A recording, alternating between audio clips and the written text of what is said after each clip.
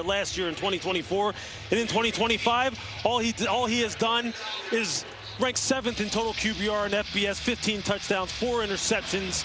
He is the alpha of this football team, and he's leading the way. And when game day's in town, feels like it's all about the home team, and Chris Budden, Mizzou, just fine with that. Yeah, Eli Drinkowitz didn't watch a second of College Game Day. He's like, we're the sideshow. They don't even want to talk to me.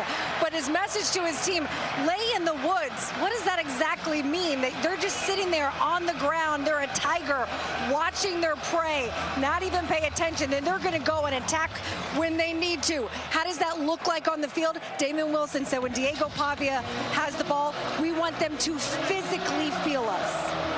Well, Lewis, you said all week, this is a game that could be wrecked by either team's pair of defensive ends. Yeah, these guys have got hunters, man, on both sides of the football. For Vanderbilt, you'll get to see theirs first. Miles Capers, Corday Sidnor.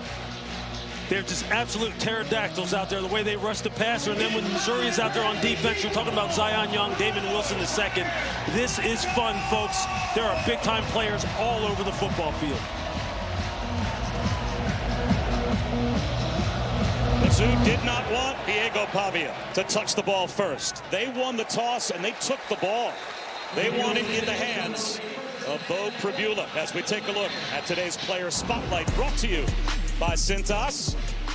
And let's take a look at the Mizzou QB. The 7 interceptions, certainly a concern, but 70% completion. Yeah, look, he is someone that they need to continue to kind of bring along here. Bo Pribula has not played a whole lot of football. He wasn't a regular starter at Penn State before he transfers to Missouri. This is a run-centric, zone-blocking, scheme-centric offense that really features the play action. And when he is on it, and he is feeling good and in rhythm, he is a dynamite dual-threat quarterback. They want the screen to start. Incomplete. Disrupted. Kevin Coleman was hoping for a tunnel to open, but Randon Fentinet came off the edge, and Randon Fentinet's blitz seemed to disturb Pribula's rhythm. But that's something you're going to see a lot of here today. Defensive coordinator Steve Gregory wants to put the pressure on this young quarterback, wants to see if he has answers for the multiple blitz packages that they use, and you can see it right now. Just look at all the defenders up on the line of scrimmage, making young Bo Pribula try and figure it out. They'll run it with Ahmad Hardy, and he is a true workhorse bell cow running back. He picks up 3, so an early 3rd down and 7 for a Missouri offense that has been outstanding this year on 3rd down. Top 10 in the country. This is where they want Missouri's offense, though, Bob. They want to make Bo prove that in the drop-back passing game on 3rd and 5+, that he can read the coverages pre-snap, adjust post-snap, and find the right receiver.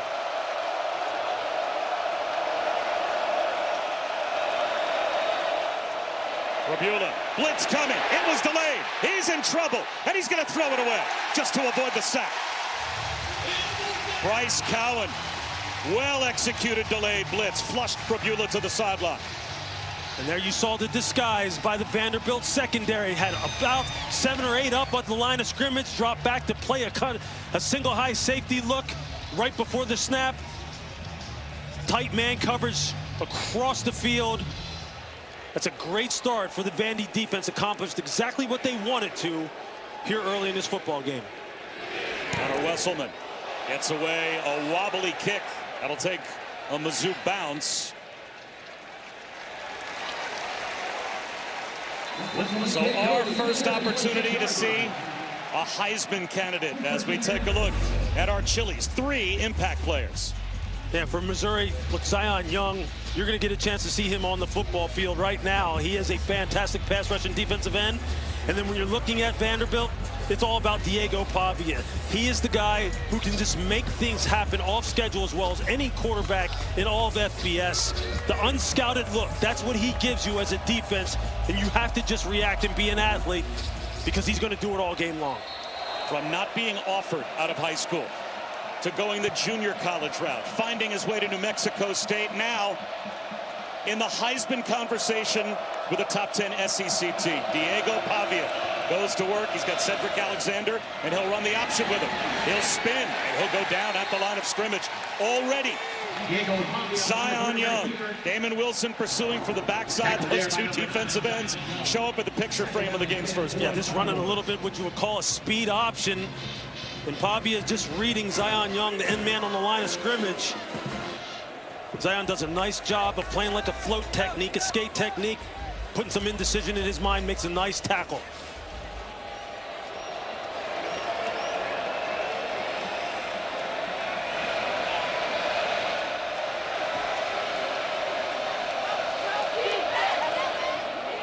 They'll hand it off on 2nd down and 10. Face mask to face mask hit by Josiah Trotter. He turned back Alexander to make it 3rd down and long, 3rd and about 8. There you just see the strength at the point of attack here. Just look at the defensive end. Watch Zion Young and then watch Trotter come over the top. Watch him reset the line of scrimmage. Right there, you got to hold the point and just make the running back indecisive in terms of where the running lane is. Let your linebackers flow inside out. Now here in this 3rd and long situation, what will Missouri dial up? The defensive ends. Keep an eye on number 8, number 9, Wilson and Young. This is where they have to affect the game.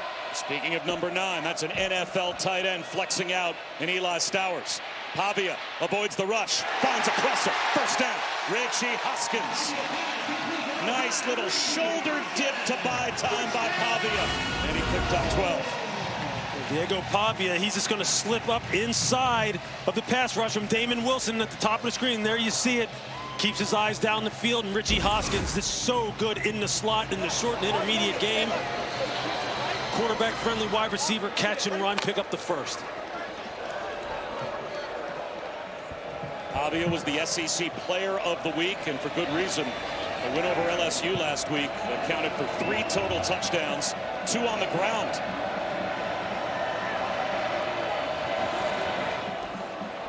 He gives it to his roommate, Eli Stowers, the tight end, with the jet sweep to pick up 4 yards. That was his old quarterback competition at New Mexico State. That was Eli Stowers. He was a quarterback, hurt his shoulder, saw Pavia when they were both at New Mexico State. He was going to win the job, told the coaches.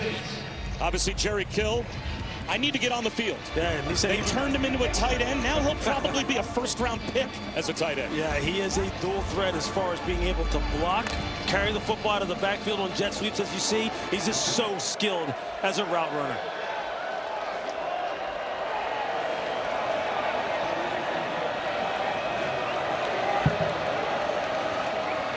Jet sweep to the near side, A.J. Newberry. And he'll just get back to the line of scrimmage.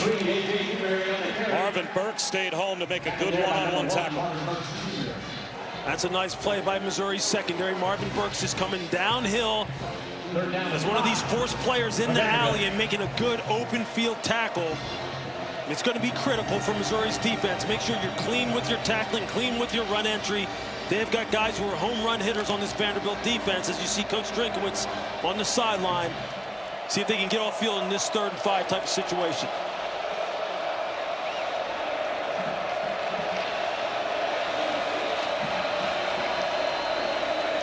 Missouri rushes 4. Pavia, clean pocket to the sideline, broken up. Toriano Pride read it and knocked it away from Junior Sherrill. And it'll be a punt for Vanderbilt. Excellent one-on-one technique on the outside. Toriano Pride, you can see, he starts to open his hips thinking he's going to get taken upfield on a go route, but he's able to get that foot in the ground and just burst out of his pedal. And there you see, he just is able to rake the pocket of Junior Sherrill. Give the ball back to Bo Papule in the offense. That pass from Pavia did get through to Sherrill. Hounded, obviously, by Pride. Evan Coleman with a fair catch. A flag down on the far side of the field. And another flag throw.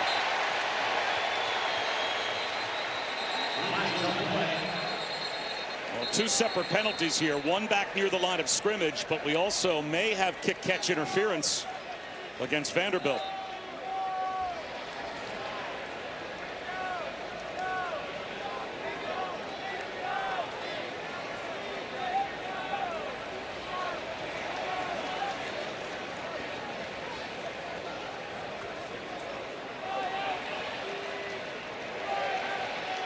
Steve Marlowe is our referee today. And plenty to sort out here.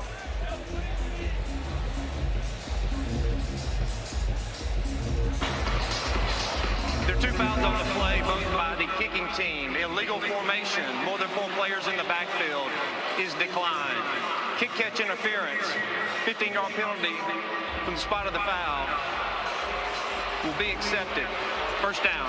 That's a big penalty. That takes Missouri from their 10 all the way out to their 25-yard line as if it was a touchback. Mizzou ball. Bo Pribula back to work when we return. Welcome to the Dr. Pepper Championship Drive Game of the Week. And welcome to ESPN College Football presented by Chili's. You're watching the SEC on ESPN. Top 15 matchup here at Vanderbilt. Bo Pribula went 3 downs and out on the first drive. They'll start this next drive on the ground with Ahmad Hardy, and he weaves his way for 8.5 on first down. The #1 rusher so far in the SEC, brought down by Brian Longwell. He piled up yards through the first 5 games of the season, but the last 2 weeks, Alabama and Auburn have both held him under 55 yards. Yeah, and a lot of this falls on the offensive line as well. We're not very physical last week against Auburn. Head coach Eli Drinkwitz talked about that. He said it was a little out of character. They want to establish the run here early. Play action. Pribula out of the pocket, finds Hardy in the flat. So the check down, shimmy shake, and I think a first down. Only needed about 1.5 yards and got it. Is that the biggest key to the game, though? Getting that guy going, making sure you've got the run game so that they can lean on that. Yeah, this wide zone that everyone hears about at the NFL level all the time with the likes of San Francisco to LA Rams, how they like to run this zone stretch scheme. This is what Missouri majors in. And off of it, you can really major in the play action passing game, and that's where Bo Pribula can really get going, and Ahmad Hardy's a big part of that. He has gassed people so far this season, although the past 2 weeks have been a little bit of a struggle, and they want to get him going so they can get the quarterback in a rhythm then. Pribula, long throw and a hookup. Good hit by Colby Taylor as he put a shoulder right into the back of Joshua Manning, but he held on. Only picked up 2 yards. But that's what you want to see from Pribula. You just want to see him delivering the football where it needs to be, putting it on the wide receivers so they can catch and run if necessary. And if you're Vanderbilt, you want to make sure you're getting guys on the ground. They have a physical secondary, long, angular corners that can really tackle. And they're going to be called on to do a lot of that today.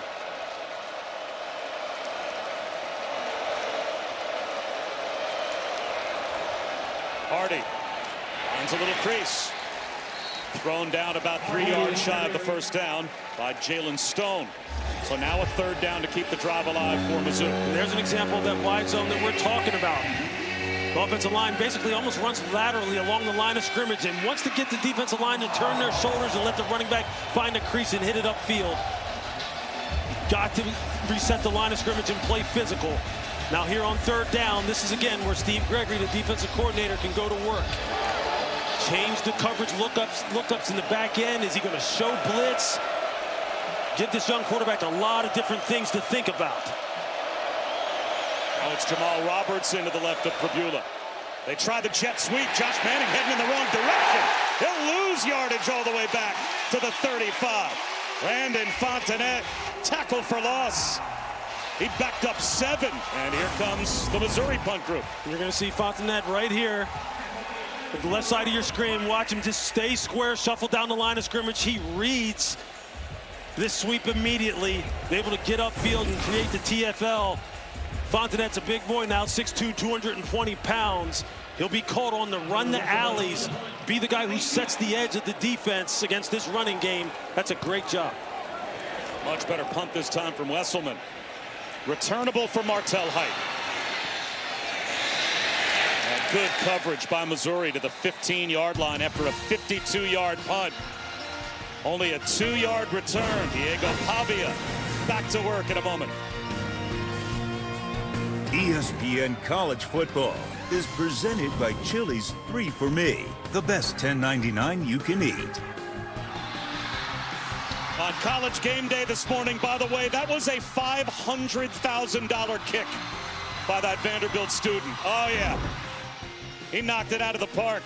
And here's Lewis's keys to victory today. Yeah, for Missouri, they're going to want to spread out the formations a little bit and create some explosive plays in the passing game. That can only happen after the run game gets going. Vanderbilt defense, coverage disguise, make Fabiola throw to win. He's just doesn't have a whole lot of experience throwing the football during his time at Penn State and now here in his brief stay in Missouri. For Vanderbilt's offense, start fast and build a lead. They'll see if they can get that done here in their second series. And for the defense of Missouri, the defensive ends must dominate the game. You've already seen them make their mark. And I don't think that's the last we've heard of them this afternoon. Zion Young dominated the late stages of that Auburn game last week. He was unblockable. And they're through on Pavia here. He's going to go down. Sterling Webb came right up the middle, and he flushed Pavia. Marquise Graciel pressured right up the gut as well. Yeah, Graciel's really the one who makes it happen. Just watch him. He's able to get an edge and get pressure up the middle right away on Diego Pavia, and that's just not what you want. He's not able to get through his reads. His eyes come down. He's starting to look for an escape lane, and everything breaks down from there. So awesome seeing game day in person this morning. It's funny, 20 years of calling football. This is the first time I was at the game day site. I'd never seen it in person before, and it was everything that you would have expected it would be. Those guys do an amazing job in the midst of all that insanity. Little down and out here to Trey Richardson. And by the way, they're bringing Clark Lee out for his interview, and I was kind of in the way, and a nice young lady came over and said, sir, you're going to have to step back. And I was like, no, it's okay. I'm calling the game today for ESPN. And her response was, yeah, that's great. You're going to have to step back. Yeah, no respect, Bob. None at all. My response, obviously, is you apparently don't know who I think I am. Yeah, she was unmoved.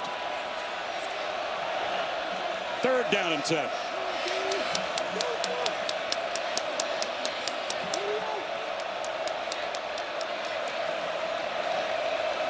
Stowers in motion. Pavia, a cleaner pocket this time, but incomplete. Tried to fit one into Stowers, and pretty good coverage from Toriano Pride. A corner, man-to-man on the tight end. And you see they brought Eli Stowers in motion to run him on that shallow cross. They brought him in motion to try and decipher whether it was zone or man. They saw that Toriano Pride was going with him. Diego Pavia tries to hit him on the crosser, but it's just tight coverage, and he can't get it in there.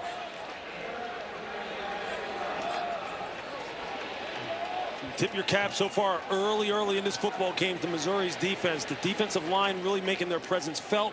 Tight coverage, good tackling in the back end. And that's 2 stalled drives for Vanderbilt. That's a field position game early. Aber of the punt. Kevin Coleman. Late fair catch signal. That's a pretty good punt from the goal line. As Haberer 48 yards with enough hang time to not allow a return. Here's a look at the National Championship Trophy presented by Dr. Pepper. We'll hand that out in January. Will one of these 2 teams be playing for it? Possibly. Because their odds to make it to the 12-team playoff, in case you're just joining us, very impacted by today's game. Missouri, 53%. Vanderbilt, 51% with a win, but you can see they both drop back significantly with a loss. So, and Lewis, being around these 2 teams, being in this town this weekend, it feels like a playoff game. Absolutely. They know what's at stake. They know that they're almost mirror images of one another, how they like to play. This is going to be a 60-minute game. Cut back for Ahmad Hardy. Tough to bring down. Yards after contact, 8 in all. Glenn Seabrooks, Brian Longwell finally combined on the stop. Yeah, Ahmad Hardy, you can just see just how tough he is after initial contact. This guy is a absolute load to bring down. Hardy again gets outside. He's got a 1st down and then some. 9 more for Ahmad Hardy. There, just the great vision to jump this ball outside the tackle. But just get to the second level then, where you can just weave through traffic and use that lower body balance and power. Coming into this weekend, 3rd in the FBS in rushing yards. And this football team, one of the best rushing football teams in all of college football. Trying to get this big offensive line to go to work.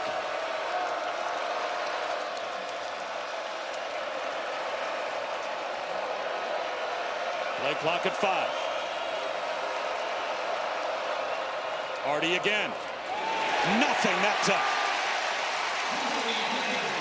Nick Rinaldi, a former walk-on, came up and popped him near the line of scrimmage. And it is strength on strength. Rush offense against rush defense when Mizzou has the ball. Absolutely. It's a battle at the line of scrimmage. I mean, we all know that coming into this football game, both coaching staffs know it, and they both acknowledged it. It's going to be about gap control, hat in hands, playing on the other side of the line of scrimmage, depending upon if you're on offense and defense, and then good, solid, open field tackling. And you can see Jamal Roberts now in the game as the tailback, Prabula to throw. Under pressure, avoids a sack, heaves it to the sideline. Did he get it to the line of scrimmage? I'm not sure. This might be intentional grounding.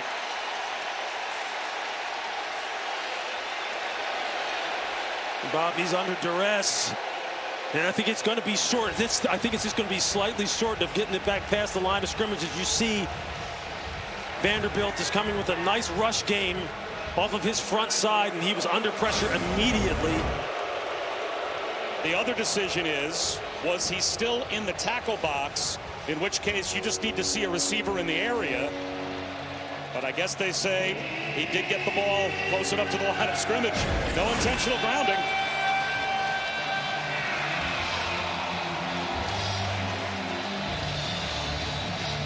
Again, Missouri finding themselves in these third and long type of situations where this crowd gets a little amped up. And defensive coordinator Steve Gregory can go into his bag of tricks. He's trained under some of the very best. Think Brian Flores when he's with the Miami Dolphins in that zero blitz scheme that they run. Just look at all the defenders up at the line of scrimmage right now. 3rd and 10. The rush gets through. Prabula on the move. Directing traffic. Run out of bounds. All the way to the sideline. He picked up a yard. But the pursuit from Zaylen Wood. And now it's 4th down and a long 8, close to 9. And here, just look at all the bodies up at the line of scrimmage. What winds up happening is that they drop out, only just rush 4 and cover with 7 and drop into a zone look and actually have a spy with linebacker Brian Longwell keeping his eye on Prabula. Those are the mind games that Steve Gregory's trying to play with Prabula. He's only has, in his career heading into this season, he'd only attempted 56 passes during his time at Penn State. So he's learning on the job in the toughest conference in college football. Martell Height lets it bounce, but it spins like a wedge shot to about the 8-yard line for Connor Wesselman. We were listening in on Clark Lee when he talked to his team pregame. Discipline, respect, and spirit. Be who you are. Be who you are, right? The most physical team on that field will win today. You guys got it? Yes, sir. To the edge, not what? Over. But I want all of it today. You guys understand that? So much fun talking to him and Diego Pavia yesterday. Clark Lee is an absolute stud. If you don't know about him, you should read about him. He has got fantastic ideas in terms of team building, relationship building. He knew what he needed to do to take this program to the next level. He said, look, I knew I needed the support from the administration to really be a player in NIL and the transfer portal, and you see the changes and the effects that it has had on this football team. Cedric Alexander bouncing up the middle for about 5. Something I thought he was so interesting with is his love of all sports. He said, look, I'm a defensive guy, so I try to teach my team philosophically what works in other sports. Like, I will show my team the Vegas Golden Knights forecheck. Yeah. I will show my team old videos of Nolan Richardson's 40 minutes of hell, pressure defense in college basketball. Show how just those basic principles of create havoc, create panic, relentless pressure, it applies in any sport. It absolutely does. Discipline, respect, spirit. He says it over and over. He wants his team to play that way. Pavia rolling off play action. He's going to take off. Easily picks up the 1st down. Cruises out of bounds. All the way out across the 20-yard line. This is what you can't do if you're Damon Wilson II. If you're the end on the line of scrimmage, you have got to keep him in the pocket. And you see he knows immediately. Didn't stay wide enough. Diego Pavia, with his ability to make the second reaction type of plays, the off-schedule type of plays, he'll just burn you. He's going to test your discipline for 3.5 hours, however long a game takes. And if you break down, he will exploit you. And James L. Lassiter, the sophomore walk-on now to the left of Pavia in the shotgun. He can fly. Instead, they screen it to Trey Richardson. He can fly as well. Stays in bounds. Almost broken. Picked up 15, maybe 16 yards. Another Vanderbilt first down. And just look at the wide receivers, how they block out on the perimeter. You're going to see number 0, Junior Sherrill. Just look how he's able to get enough of a hit on Stephen Hall, the corner from Missouri, to where Trey Richardson can get out on the edge and use that fantastic speed and open field running ability. These wide receivers, this team plays for one another. Junior Sherrill just showed you an example as you take a look at Tim Beck, the offensive coordinator, up in the box, trying to get his offense in rhythm.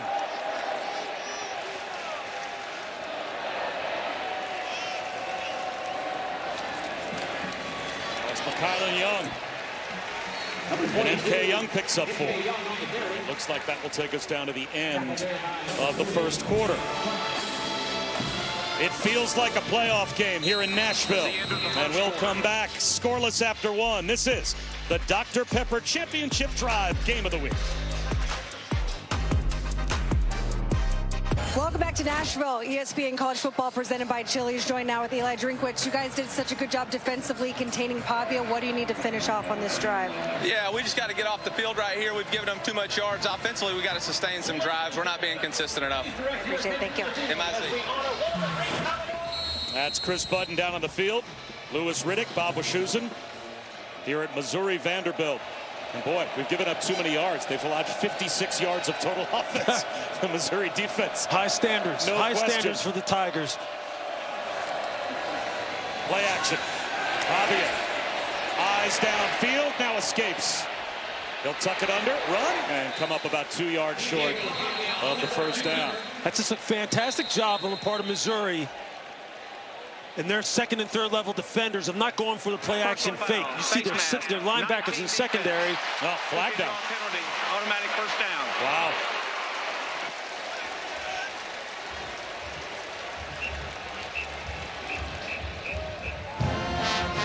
So away from the play, it looks like there was a face mask grabbed that cost Missouri 15 and a first down. It's defensive end Darius Smith. He was getting double teamed as he was trying to rush off the edge. And just got his hand up in the face mask of the offensive tackle. You're going to see him here at the bottom of the screen. I mean, he's just battling, trying to get the big guys off of him. You see the left hand right there in the corner as he just takes it and just yanks the face mask of Isaiah Glass. That's a huge penalty. Instead of third down and short, first down and plus territory. And Pavia, a little check down. And there is Stowers making his first impact play. Another Doors first down. And there's Diego Pavia with his eyes and his ability to read defenders on this RPO type of action and then just find Eli Stowers just settling into a zone hole. His eyes really influenced Josiah Trotter, the linebacker, to take a step down the line of scrimmage, thought he was going to hand it off and there was going to be a run play. He just pulls it and throws it, picks up the first. I mean, that's the problem that Pavia really presents to you. He's in full command of this offense. And when he is going at a high rate, he is tough to stop. 2 tight ends. And it's a trick play that somehow found its way to Trey Richardson. Oh, that was dangerous as could be for Vanderbilt. That could have been an intercepted pitch on what looked to be an end around. Watch Zion Young. He almost had dreams of right here taking that thing about 75 yards.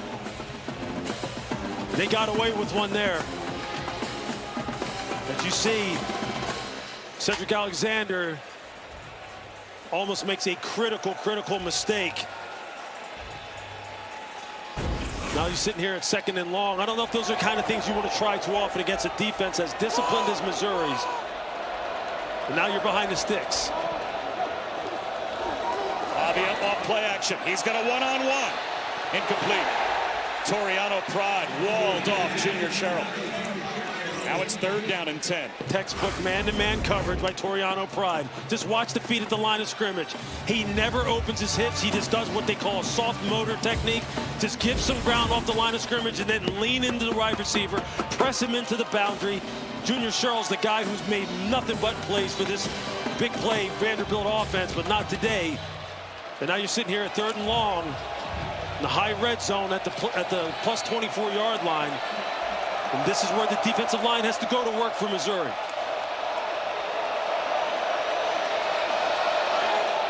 Might just rush with 3, drop 8. And a flag thrown from the end zone. Looks like delay of game. They didn't get the snap off in time. Delay of game, offense, 5-yard penalty, 3rd down.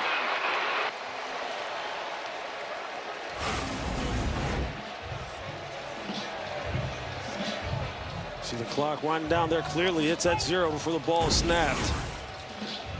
Oftentimes you hear about that beat. Yeah. That the team will get, right? A coach or the end zone official looks at the play clock, sees it go to 0, and then his eyes shift. You see Clark Lee arguing the call.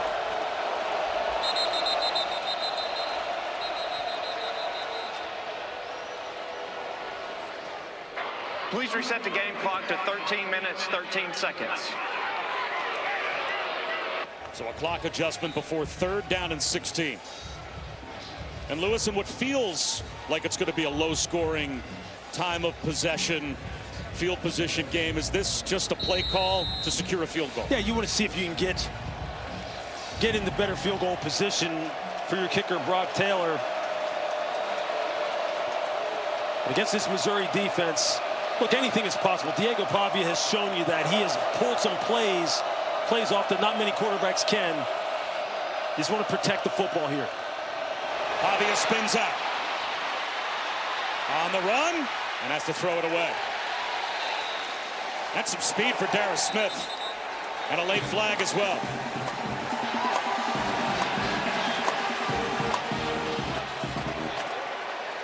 You see this game is getting chippy already. This Missouri defensive line, they're feeling it right now. Really rushing the passer with a lot of ferocity. That time it was Damon Wilson II who beat his guy cleanly and was in Pavia's face immediately. After the play, personal foul, unnecessary roughness, number 53 offense. It's a 15-yard penalty, 4th down. So the down counts, and that will probably pull them out of field goal range. Brock Taylor has a heck of a leg. He made a 57-yarder last year, a Vanderbilt record against Missouri. But this is going to be that and more. It looks like, let's see where they spot the ball after a 15-yard foul is enforced.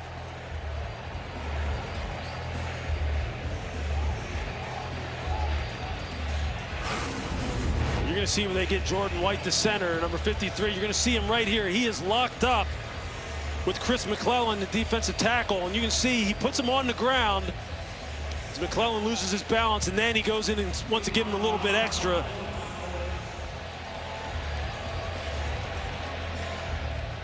And that's where the flag is thrown. This is going to be a big-time battle up front between on the line of scrimmage, both sides of the football for both teams, because they know that's where the game is going to be decided. Aberrer forced to punt. And Coleman races over with a fair catch at the 9-yard line. It's been a field position game so far. To the SEC on ESPN. No score here at Vanderbilt. Two teams that have earned their way to this top 15 matchup. Bob Wischusen here with Lewis Riddick, Chris Budden, Jerry McGinn, our officiating expert. Vanderbilt ranked in the top 10 for the first time since 1947 for Clark Lee. You saw Eli Drinkwitz.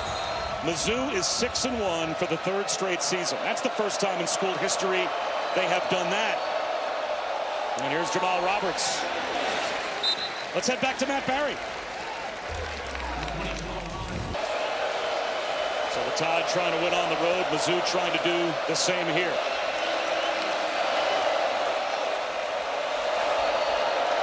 And in Fontanet, might be bringing a blitz off the edge. He hangs in no man's land, and that allows time for Bo Pribula to find Marquise Johnson for a first down. It's a nice job of Pribula just staying patient and allowing Marquise Johnson to just uncover behind that hook curl defender. And you see he just throws it right in behind Miles Capers, one of the pass rushing specialists for this Vanderbilt defense. Pick up the first down, continue to move the chains.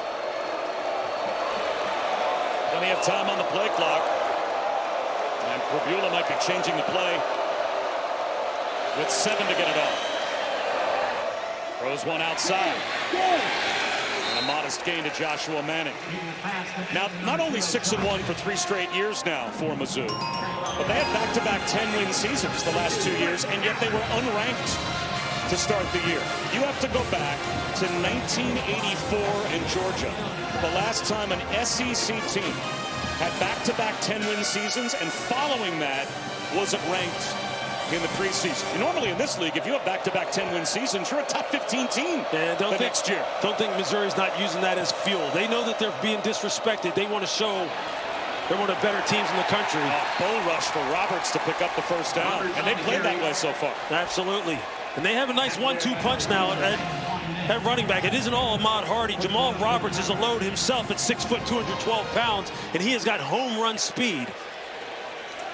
Screen, Kevin Coleman Jr. gets loose down the sideline. Let's see where he stepped out. Right at the line to gain. Should be another Tigers first down. And that's what Kevin Coleman Jr. does. He is the slot player. He is the catch and run player. Wide receiver screens, wide receiver shallows, and he is as quick as a video game. And if you are not secure with your tackling fundamentals and you are not sound, he will make you look silly.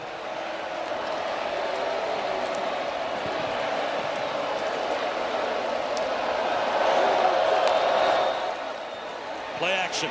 Prabula, clean look. There's the crosser. There's Kevin Coleman Jr. again. Another video game bounce around inside the 35 to the 34 of Vanderbilt. And this is how the play action passing game works. Watch the second level defenders. Watch them all take 2 steps forward off of this play action look. And look at the window it opens. Just as clear as day. As a quarterback, that's exactly what you want. As a play caller, that's how you draw it up. That's how you get your quarterback settled in with easy completions.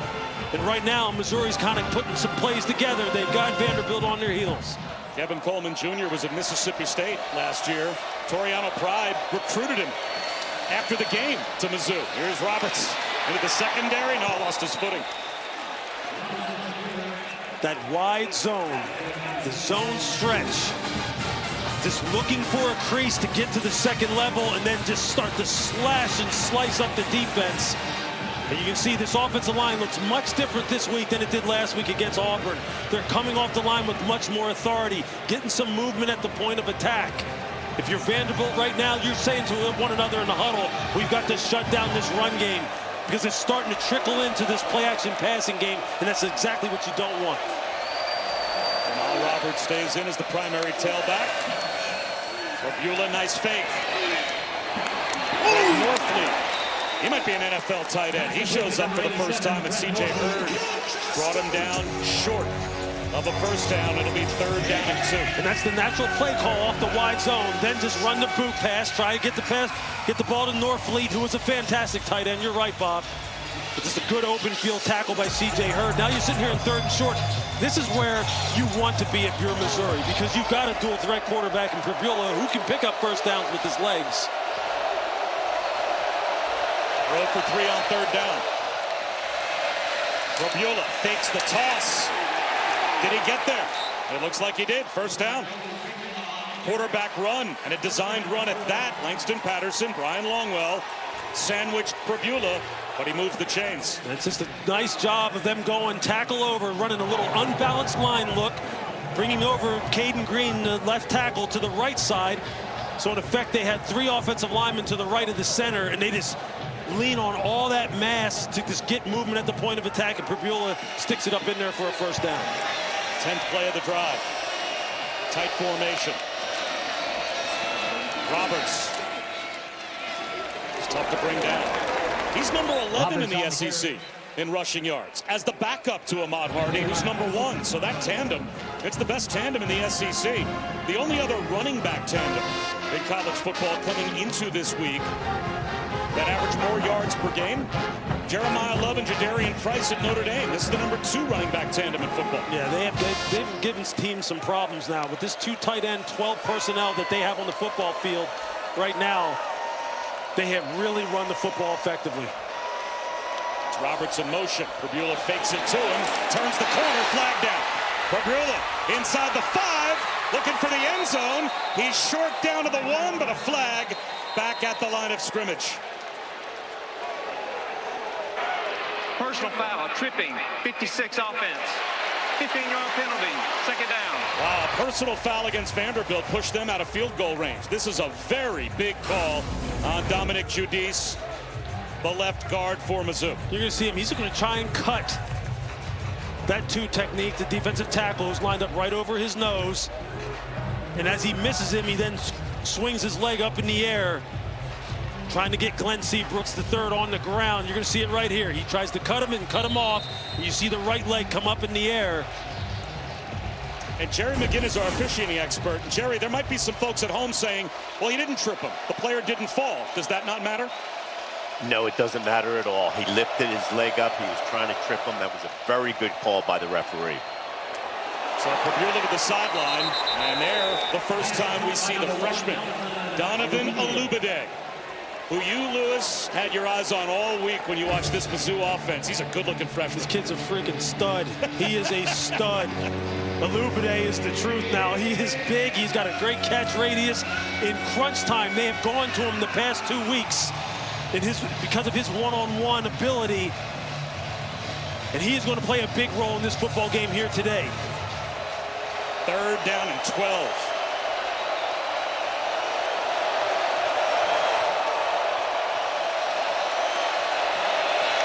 Blitz coming.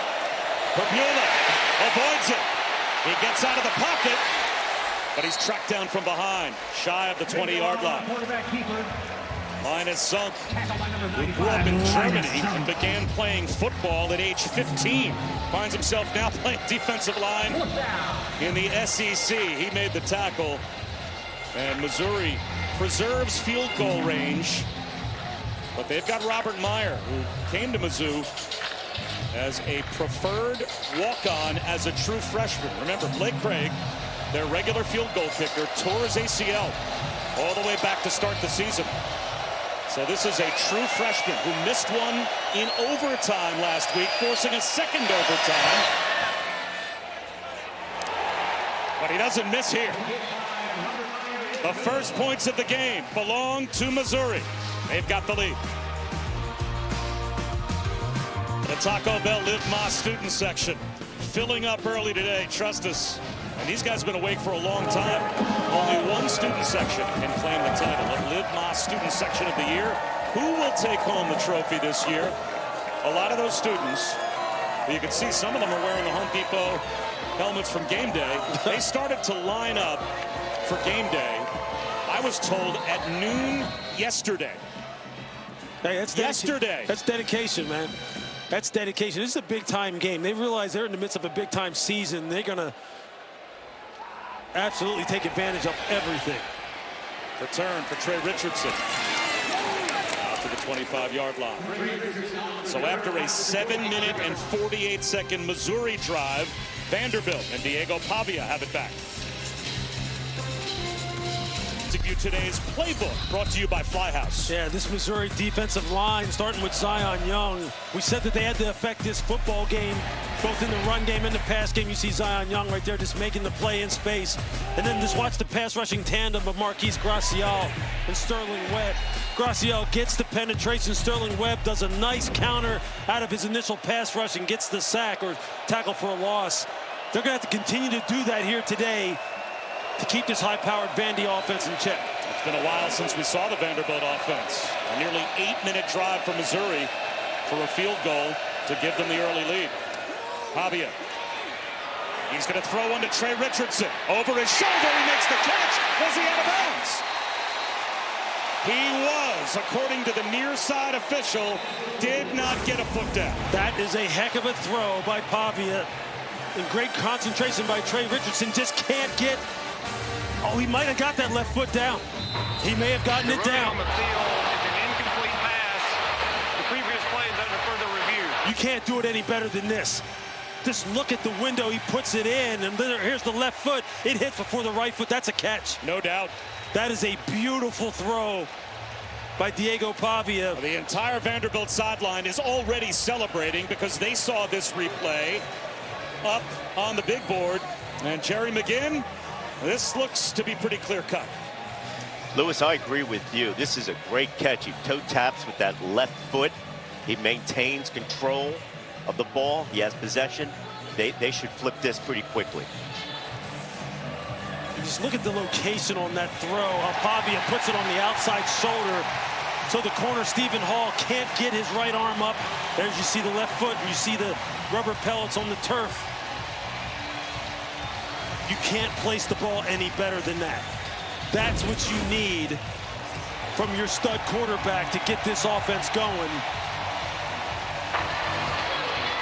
After further review, it is a completed pass at the 38-yard line.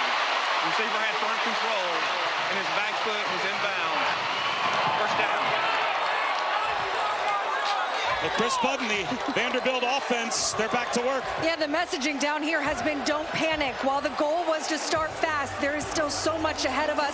During that Missouri 8-minute drive, the offensive line for Vanderbilt spent the entire time dissecting film. Then Diego Pavia came up and said, it's okay, guys, we will get this rolling. For a captain and a quarterback that can usually be very fiery, was very in control. And it's amazing, that last hookup, Diego Pavia, no offers out of high school, goes to junior college. Trey Richardson, he's a transfer from a Division II school, Washburn. And they just hooked up here in the SEC. And now Junior Sherrill steps out of bounds. Only 2 yards shy of another Vanderbilt first down. There they go, trying to go through a little bit of tempo, keep Missouri on their heels, maybe try and tire out this pass rush a little. Start pressing on the accelerator. First down catch. Simple little button hook to Eli Stowers. Missouri's defense laying off, playing some soft zone coverage, man-to-man coverage with the safety in the middle of the field. They're just taking what they're giving them. The fastest tempo we've seen so far. Seam shot. Climbing the ladder. Eli Stowers. First and goal. That's where that 6'4" frame and that fantastic athletic ability comes into play. Just watch him, just a jab step outside, and he's right up the seam, climbing the ladder. That's why he's going to be a first rounder. Pavia, this time, no time to throw. And he just eats it.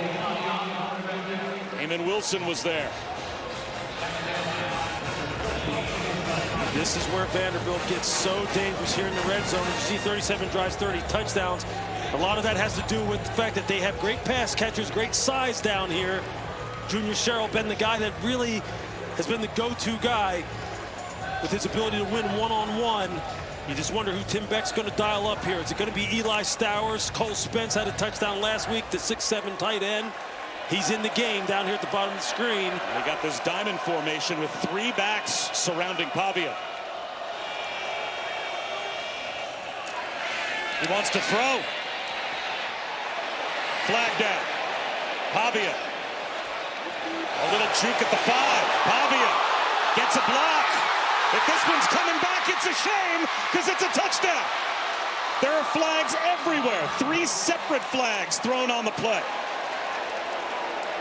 Yeah, I think this is coming back. I think the first flag is going to be on Bryce Henderson, the right tackle. Well, as the play-by-play guy, I object. That would have been a fun play to call. He's a fun player to watch. You see, even on plays you know are coming back.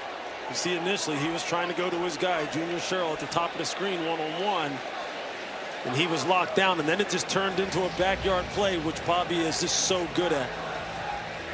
We've got 3 flags and a hat on the field, so there's a lot to sort out. Both on the offense, holding 55. Offense is declined. Holding. Offense number 0 is accepted. 10-yard penalty. Second down. So Junior Sherrill, the wide receiver, is the accepted hold.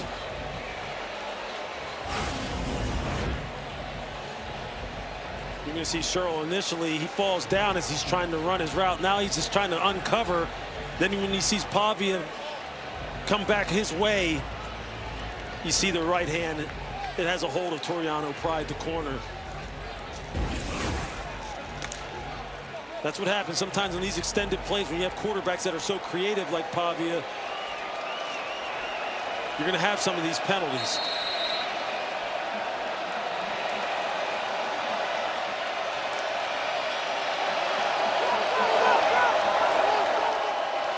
It's 2nd and goal, but all the way back out at the 18-yard line.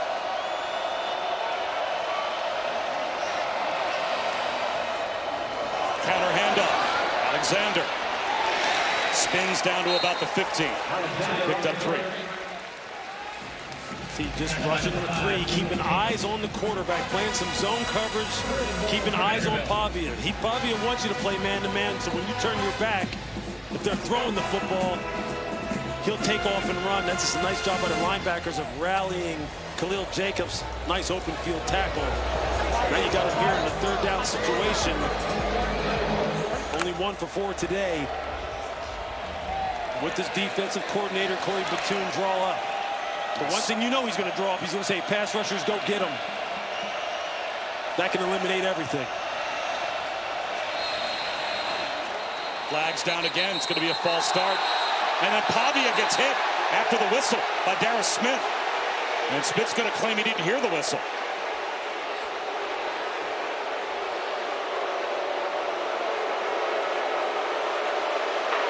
Before the snap, false start. Offense, 55. 5-yard penalty. 3rd down.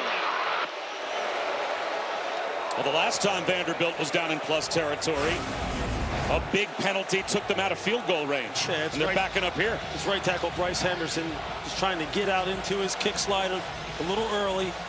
He knows that this defensive line is going to be tuned up and really trying to rush the passer. And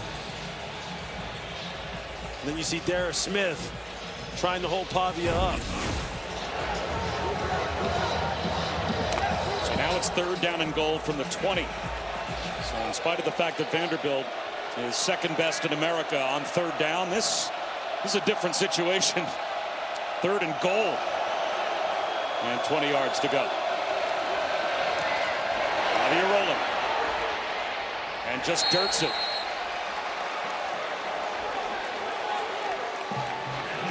It's a frustrating series for Vanderbilt. The way they move the football down the field, put a little tempo in, they really got some things going, and then kind of had some self-inflicted penalties and just start going backwards. Give Missouri defense credit as well. As much as Missouri's kicking game has been obviously in flux since opening day, Brock Taylor has been rock solid for Vanderbilt. He has made 17 consecutive kicks, this one from 38. And we're tied. And that takes us right down to the 2-minute timeout. 3-3, 2 minutes before halftime in this top 15 matchup here in Nashville. I'm Matt Barry. Coming up the Lexus halftime report. Alabama's caught in a tight one on the road against South Carolina. We'll have highlights of that. Plus, Ole Miss goes on the road against Oklahoma, saves their season. And Texas and Arch, they are at Mississippi State. They are all tied up. Wild afternoon in the SEC. We'll have highlights coming up. Well, when is it not a wild afternoon in the SEC? I mean, it is down to the wire football week after week, game after game. Parity reigns supreme now in college football. That's exactly the way you should want it as a viewer.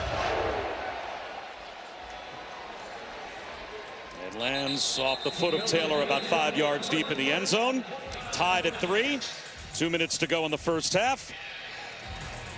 A 7-minute and 48-second time drive for Missouri that produced the field goal that got them on the board. And then Vanderbilt answered, but penalties take them from an inside the 10-yard line goal-to-go situation, Lewis, to having to kick a relatively long field goal themselves. Yeah, they really did hurt themselves. They started to use some tempo, as we had mentioned, find the rhythm. And now defensively, Missouri has started to find some rhythm. Vanderbilt has to find a way to kind of shut this down. Direct snap to Kevin Coleman. And he faked the end around to Prabula, and he's down the sideline. Coleman stays in bounds. Hit from behind hard, but he is almost to the 40-yard line of Vanderbilt. Brian Longwell finally made the stop. You just see Vanderbilt is just soft on the edge. They don't have any run support. As you can see, The nickel defender, Brandon Fontenette, never comes up and really sets the edge, and they are out the gate.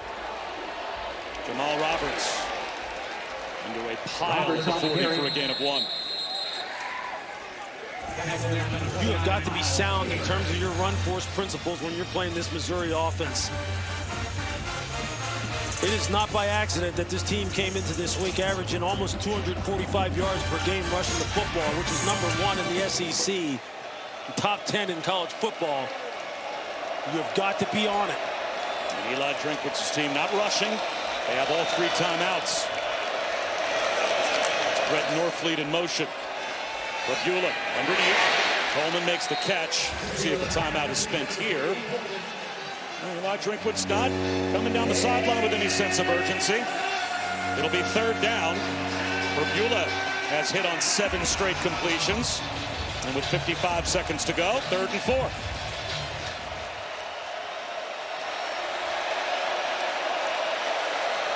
Spreading the formation a little bit. You see the tight end flexed out like a wideout. Blitz picked up. Rabula. He's going to try to run for it. Flag thrown behind the play. And boy, did Bo Prabula take a hit. Miles Capers drilled him at the 30-yard line. It's good to see him get up. But it's going to be a holding call against Missouri. Offense number 70. 10-yard penalty. 3rd down. It's big Caden Green, the left tackle. You see him right here. See him just go back into a pass set, and then as Prabula takes off and runs, again, we've seen it many different times. You start to lose control of the defender. You instinctively want to grab. Self-inflicted penalties, self-inflicted wounds, hurting both offenses here recently. Now you got a 3rd and long situation. Here come all the bodies at the line of scrimmage. Was a timeout called?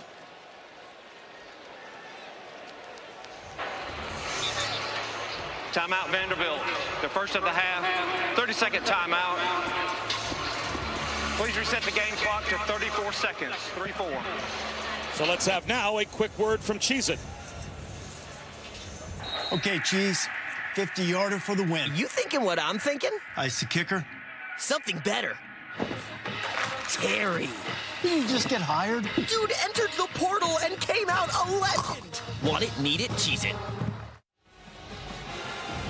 2 high-scoring offenses, but 2 really good defenses. And so far, Bob Wischusen, Lewis Riddick, Chris Budden with us as well. Not really to your surprise, the defenses have won out so far. No, you're not. Look, Missouri really does dominate the line of scrimmage defensively. You see how fast and how physical their defenders are up front, and they can put a lot of pressure on the quarterback, and Pavi is feeling that right now. But for Vanderbilt, it's all about deception, right? I mean, they give you so many different looks. I mean, they're physical in their own right, don't get me wrong. But they can present a lot of problems as you take a look at Steve Gregory, the defensive coordinator, and his tremendous background that he has both as a player and as a coach now. Prabula's having to figure it all out on the run. No flag. Looked like an early start. Prabula launches one to the sideline and missed Kevin Coleman. And they are not in field goal range. Nick Rinaldi with some pressure.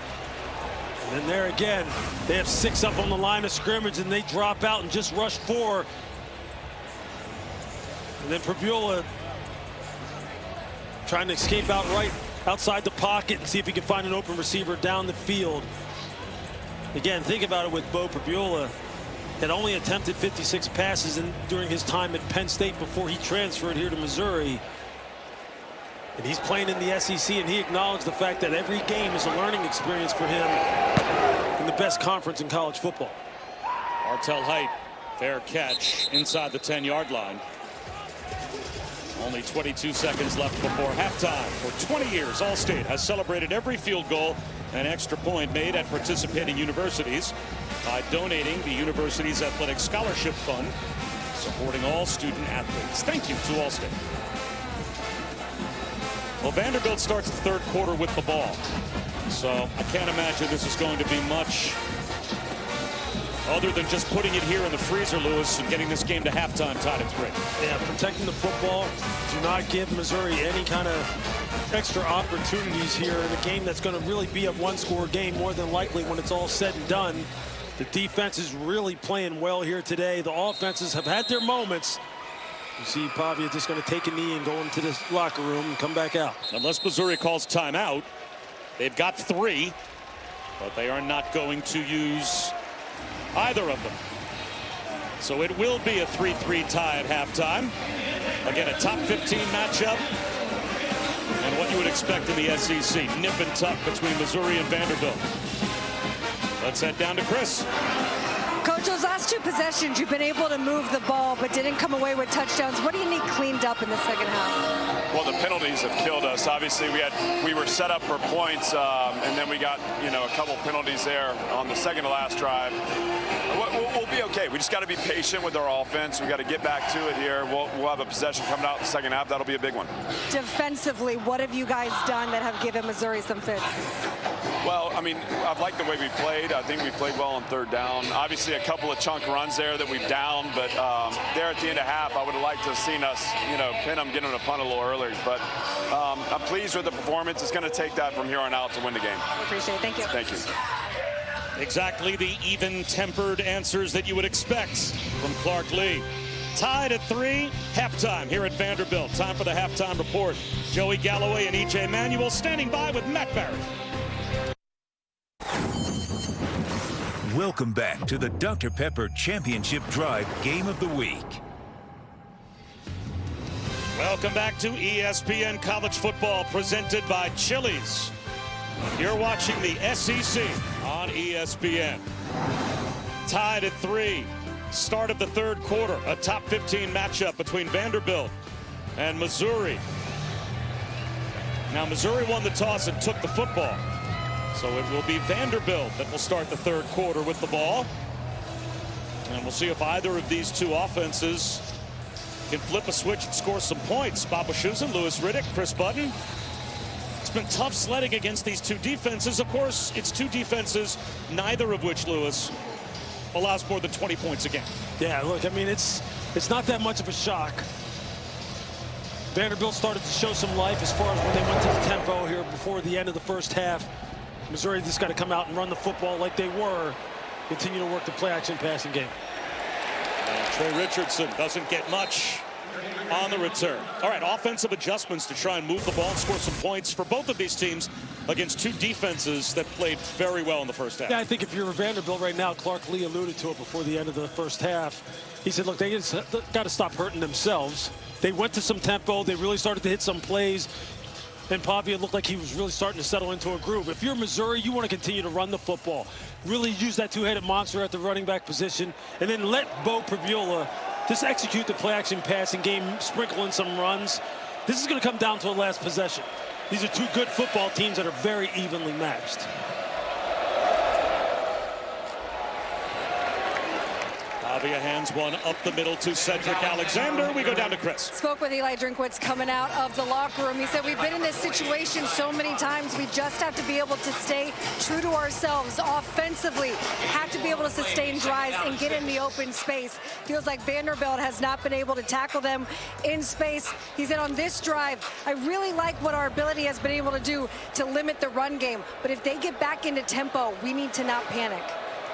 When they went up tempo, it seemed like that was when Vanderbilt had their most success offensively. They're grinding the play clock down here. Again, Cedric Alexander. He is planted. Sterling Webb and Josiah Trotter, who hits like his dad used to. Look, Jeremiah Trotter was an absolute beast during his time with the Philadelphia Eagles. We were on the same flight down here from Philadelphia to Nashville, and you can see Jeremiah Trotter there. He was an absolute stud, and his son is a chip off the old block. This young man plays the game with tremendous instincts, great hitting ability, and you saw it right there. He has really had a nice season so far for Missouri. Both teams have struggled on third down. Only 1 third down conversion apiece. They flex out Stowers. Empty backfield for Pavia. 5-man rush. Tipped ball. Intercepted. Picked off by Damon Wilson off the deflected Pavia pass. Did it pop back out at the end? There's a scramble for the ball. I'm not sure if Wilson didn't cough it up before he went down.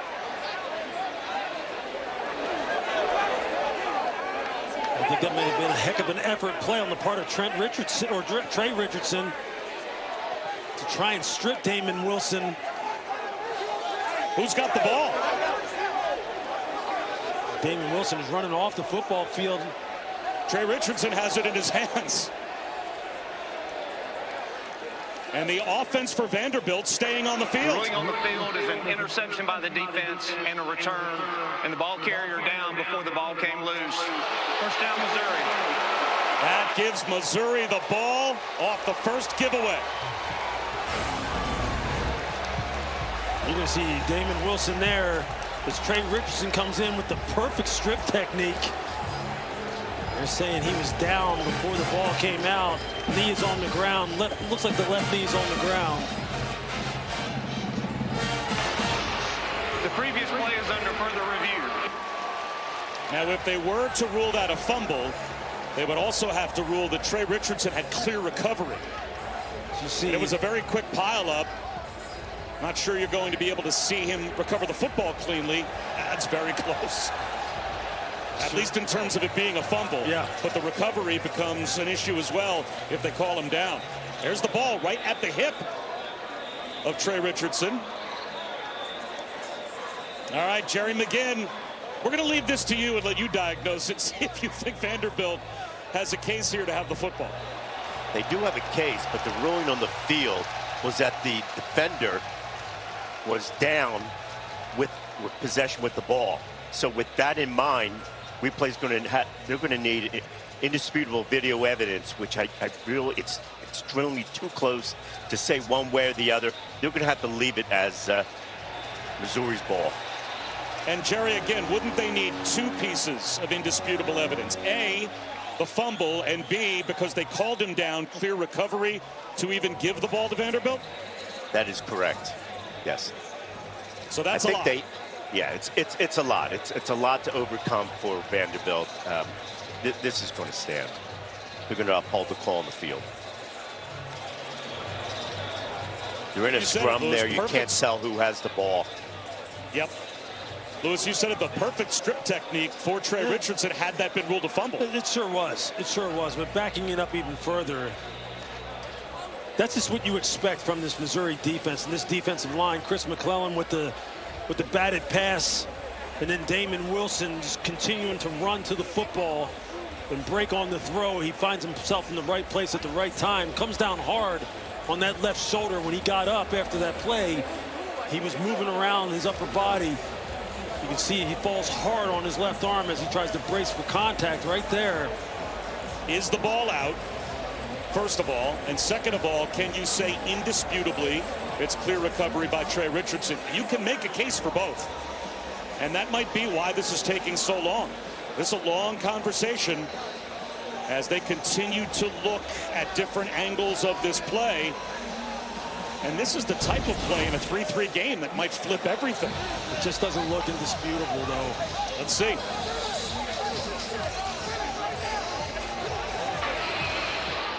After further review, the ruling on the field is upheld. First down, Missouri. So Chris McClellan with the tip. Damon Wilson with the pick. A great effort by Vanderbilt wide receiver Trey Richardson to see if he could snatch the ball back. But Missouri has it, knocking on the door of the red zone in a 3-3 tie. If you're Vanderbilt's defense, these are these sudden change situations that you know Clark Lee, as you see him there, just really laying into the referees. He's coached his teams relentlessly on these situations. They have got to respond, and if you're Missouri, you've got to find a way to get this in for 6. Jet sweep, Kevin Coleman to the 10-yard line. It's first and goal. Eli Drinkwitz, making good on his promise to try and get this defense of Vanderbilt into space where maybe they have an advantage as far as making some guys miss in the open field. You see their red zone success this season. Steve Gregory, the defensive coordinator for Vanderbilt, tries to figure out, what can I do? How can I stop this running game that seems to be getting ramped up? Ahmad Hardy now to the 5-yard line and inside the 5, down to about the 3. He picks up 7, second down and goal. So they got those big tight ends in the game. They got 86 Jordan Harris and Brett Norfleet, both of them going 6'4", 6'5 plus, 260 pounds plus. It's like having 7 offensive linemen on the field. Just trying to secure the edge and then let Ahmad Hardy go to work. They just brought 2 more in. I mean, those are some big bodies. Typically, though, a lot of times you got to be aware of the pass here because they're trying to lull you to sleep. They run it with Hardy. 4 tight ends on the field from Missouri. And Vanderbilt with Brian Longwell and Langston Patterson shut the door. It's 3rd down and goal. It's a great job by the linebackers of getting over the top. As you mentioned, Longwell and Patterson just flowing to the football. It's a key 3rd down. This is where you got to have great eyes on defense. You know here, play action, especially with the way this team runs the football, as athletic as Prabula is out on the perimeter. You got to be careful. Keep your eye on Brett Norfleet, number 87, the tight end. This is where his range and catch radius, and also Donovan Olubide, number 1, one-on-one at the bottom of the screen. Drinkwitz wants a timeout. He got it just before the snap. Eli Drinkwitz just ran about a 4.5 40. Timeout, Missouri. To get down the sideline. First of the half. And frantically call a timeout before the 3rd and goal snap, which we will have in a moment.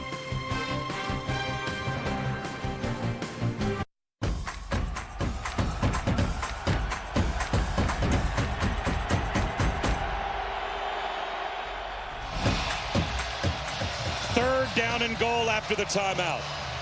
11:27 to go, 3rd quarter, a 3-3 tie here at Vanderbilt in this matchup of top 15 teams.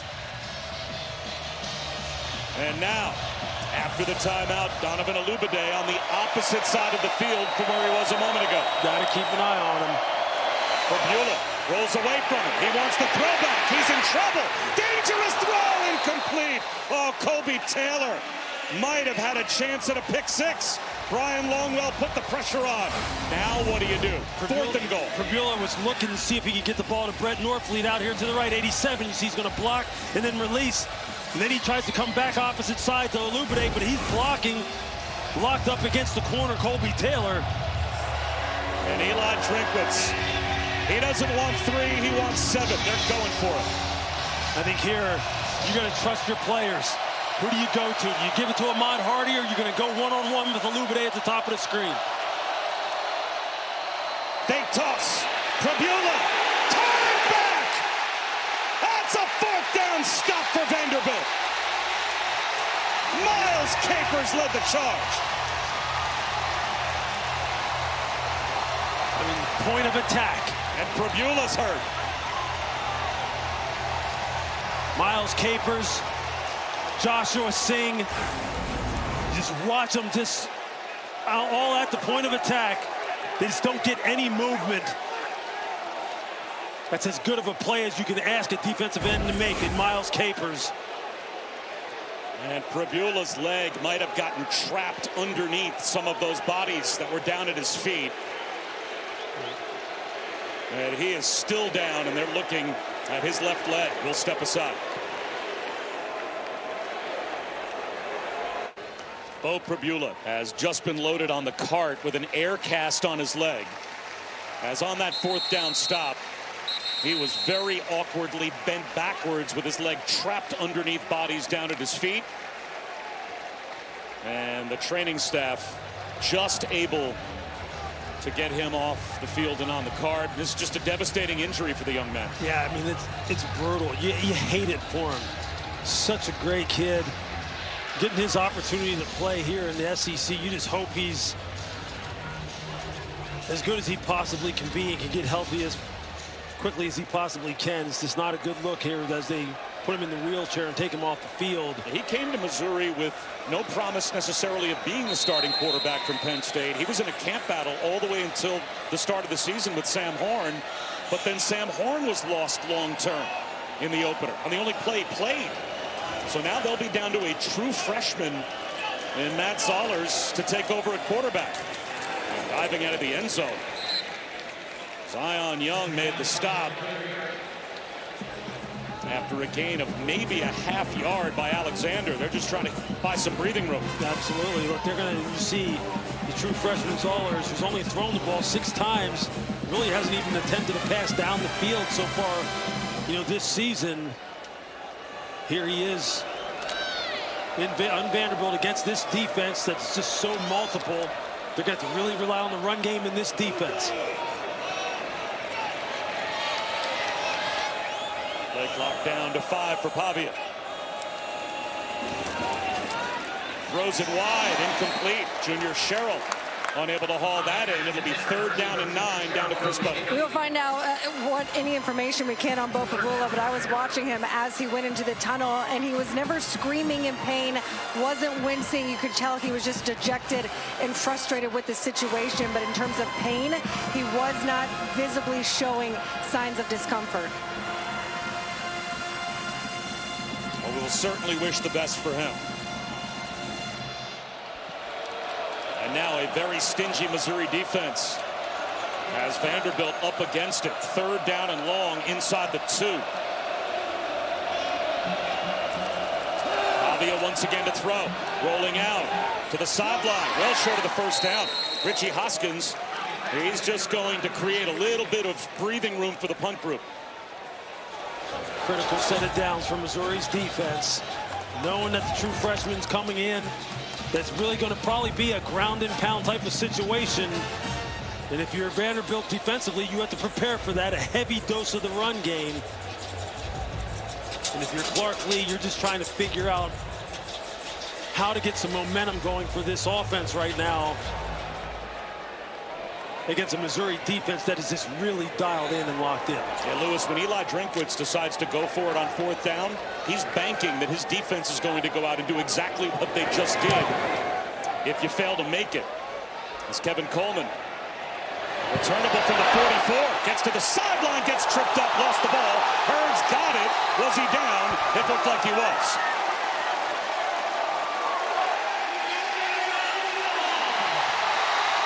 Langston Patterson got a hand on the ball. C.J. Hurd, it looked like recovered, but is this a fumble? Yeah, he's down.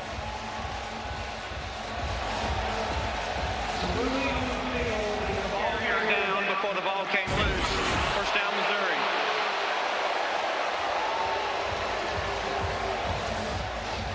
So let's go back and once again take a look at what happened to Bo Pagula as he is knocked out of the game, an air cast placed on his leg. You see, he just fakes the toss. And you're going to see the left leg. It just gets trapped underneath as the defensive tackle, Joshua Singh, has a hold of it. And then he gets bent backwards. It's just a situation that is just a nightmare situation for you as a ball carrier to get trapped in a pileup like that and then get bent backwards. For Matt Zollers, it's a heck of an opportunity now. Pocket passer, big, tall, strong in the pocket. Just going to have to be secure with the football. Make good decisions, lean on this running game, and just be judicious with his throws against a defense that's going to give him a bunch of different looks now. You can count on it. Zollers missed most of his senior year of high school with an injury, so he hasn't played a lot of football. And he'll lean on Ahmad Hardy here. Nick Rinaldi and Corday Sidnor limit Ahmad Hardy to a gain of 1. Hardy has rushed for 100 or more yards in 11 of his last 14 games, going back to his days at Louisiana Monroe. And he'll certainly be the workhorse to try to be the security blanket for Zollers. Quick screen. Marquise Johnson to the 45-yard line. Line is sunk. Made the tackle after a gain of only 2. So 3rd down and 7 with the true freshman at quarterback. This is where you just want him to be secure with the football. You don't want him to force the ball in the double coverage, make bad decisions. And if you're Steve Gregory, the defensive coordinator for Vanderbilt, you're trying to change the look, trying to bring pressure, change up the look in the back end post-snap. And you're telling your defensive end, Sidnor and Capers, dial it up. They bluff blitz. 1st down, nearly gotten by Kevin Coleman. He's a yard short. Brian Longwell was able to hustle over a strike thrown by Zollers, and now it's 4th down and 1 inside the 40-yard line, and Missouri will go for it again. You got to trust your offensive line in this situation and trust your running backs. It's a nice throw by Matt Zollers to find Kevin Coleman against that zone coverage look. Ahmad Hardy, one of the very best in college football as far as breaking tackles, getting yardage after contact.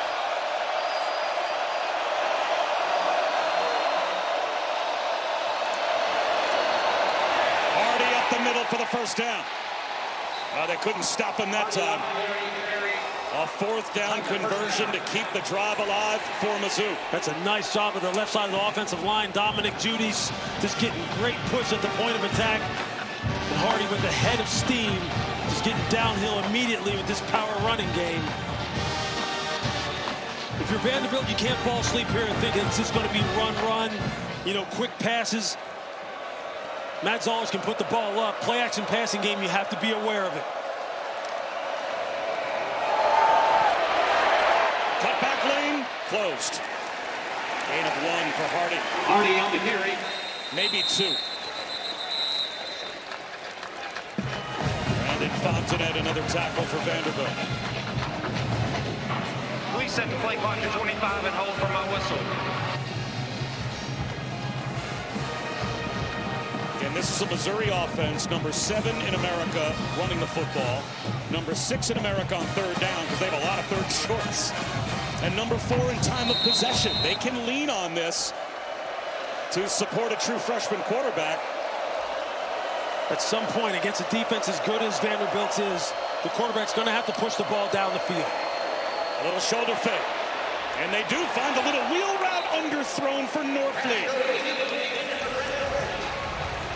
Zollers could not put it on Norfleet cleanly. He was wide open. Yeah, you got to make this throw. Norfleet, it's great play design. They fake the wide receiver screen and then just get Norfleet down the field there. It's a fake to the wide receiver screen. You just got to like step back, set your feet, and throw it and put in a good spot. 3rd down and 8.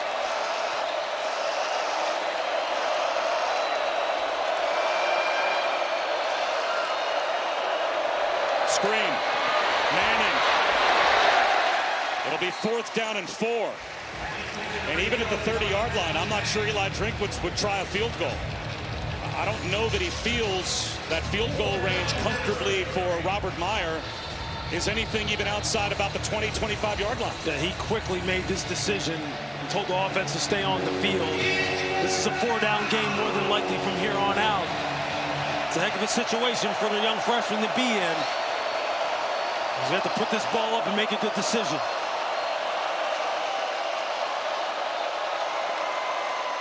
Again, a 4-man rush. Zollers. Hauled in by Joshua Manning.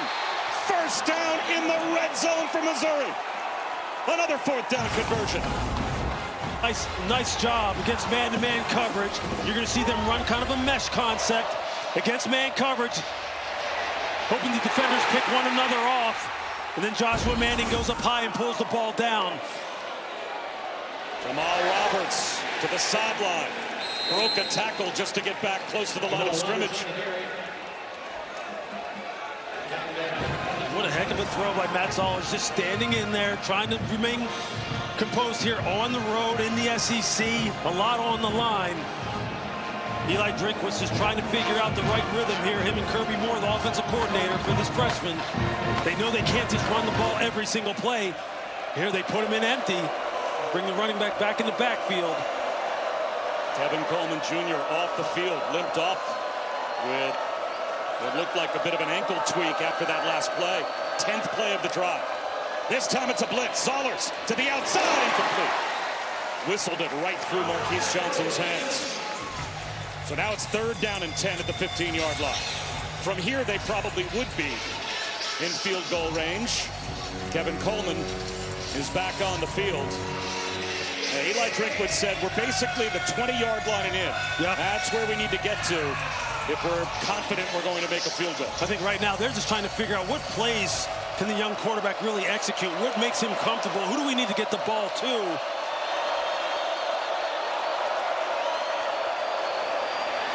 Up the middle, Jamal Roberts. 4 yards. 4th and 6, and now the field goal group comes out. And Robert Meyer, the true freshman preferred walk-on, will try and give Missouri the lead back. You can feel the strain that's really probably going through the coaching staff of Missouri right now on the road in this tie ball game with the freshman in there. Now, how do we make the most opportunistic calls for this young man to help our offense achieve? And can we convert here now on this field goal attempt? 29 yards out.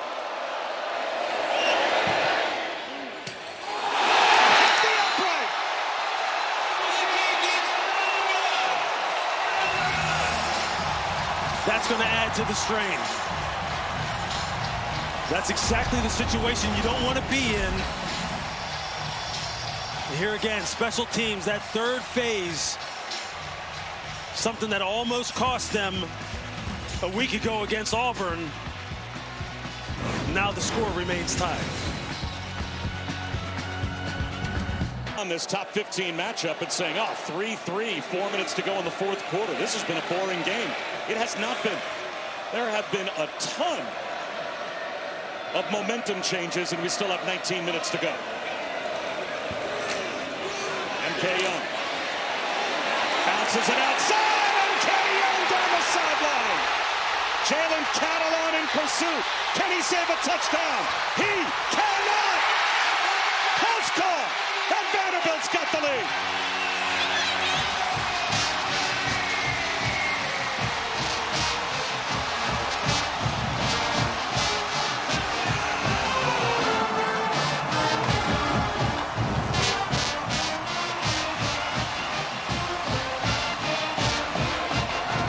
Wait till you take a look at this play, folks. This is team offense at its best. It's a great play design. A little bit of deception and just some good old-fashioned blocking out on the perimeter.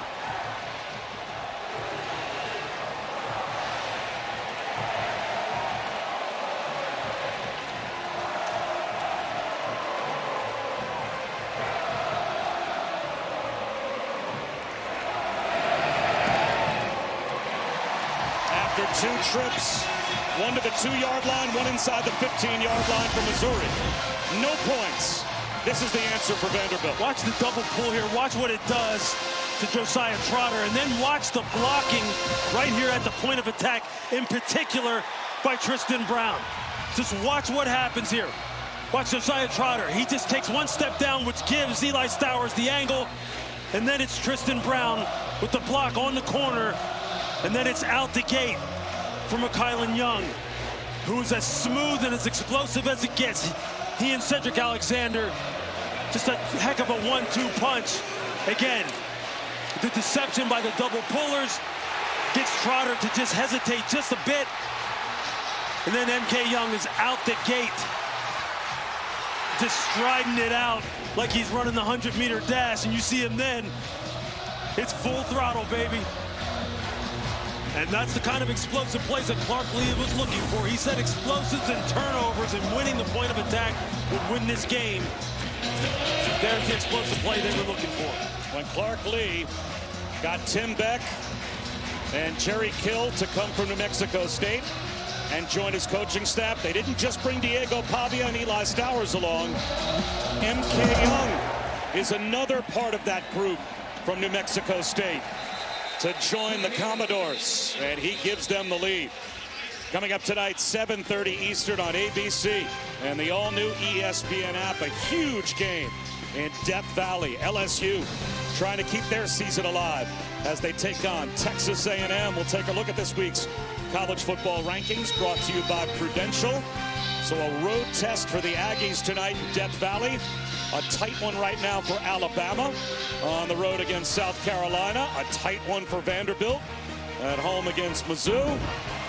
An amazing survival for Ole Miss. A back-and-forth game with Oklahoma as well. That game was crazy.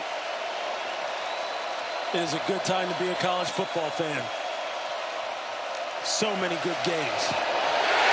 Ahmad Hardy goes backwards. Again, great penetration by Joshua Singh. If you're Missouri right now, you're just trying to figure it out with Matt Zollers. As far as this freshman, just trying to find his groove right now with the injury to Bo Pribula. We know that this is a heavy run football team, one of the best in the country, but they're going to have to put this ball up in the air.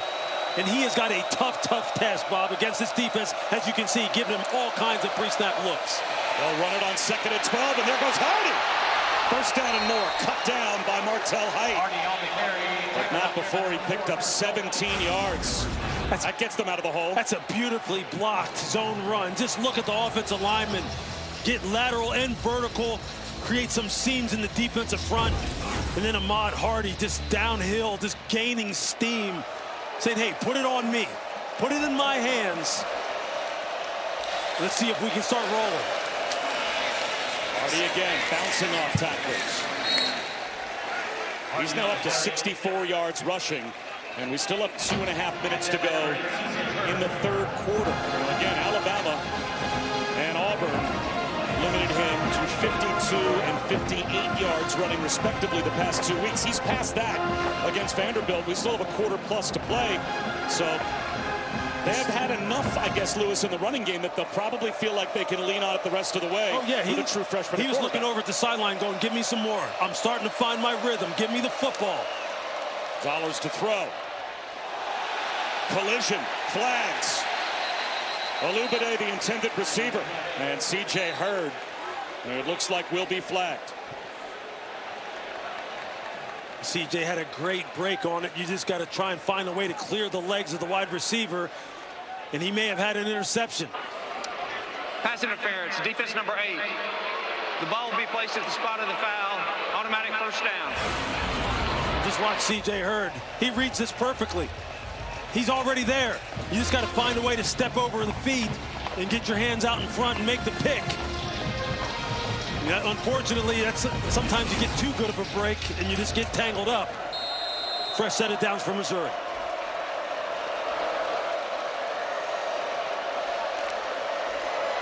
Play action. Zollers, like a statue in the pocket, finds the crosser and changes the tight end. He's got 9 yards. They were looking for the shot play down the field to Marquise Johnson. The corner, Martell Height, had it covered perfectly. They were trying to get one up over the top, and Drinkwitz told us yesterday, we're going to try and get Marquise Johnson loose down the field. I mean, it's a great cat and mouse going on right now. Freshman quarterback in the game, on the road, having to take over this offense against this defense that's as complicated as you'll see. Hardy has the first down. I mean, at the very least, what does it tell you, Lewis, when they're dialing up a shot play with the true freshman quarterback? Obviously, they wanted to take a shot, right? Doesn't look like it is going to necessarily be put the ball in the freezer and just give it to Ahmad Hardy over and over again. Well, Eli Drinkwitz knows that he's going to have to throw the football at some point to win this football game. He's going to have to put it up, and there you see offensive coordinator Kirby Moore up in the box. They're just trying to come up with a plan to get this ball in the end zone. Final minute of the 3rd. Play clock at 5. Vanderbilt secondary communicating, trying to change the looks. Hardy. Couple of yards. That should take us to the end of the 3rd quarter, unless Missouri wants to run another play. They've got time to snap it, but they can also let the clock expire if they choose. They're getting lined up. Still 20 seconds on the clock.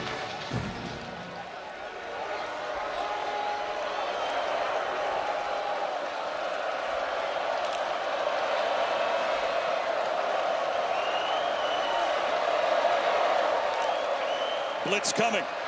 Zollers. Well, he leaned into that throw to the 30-yard line. Again, it's Jude James.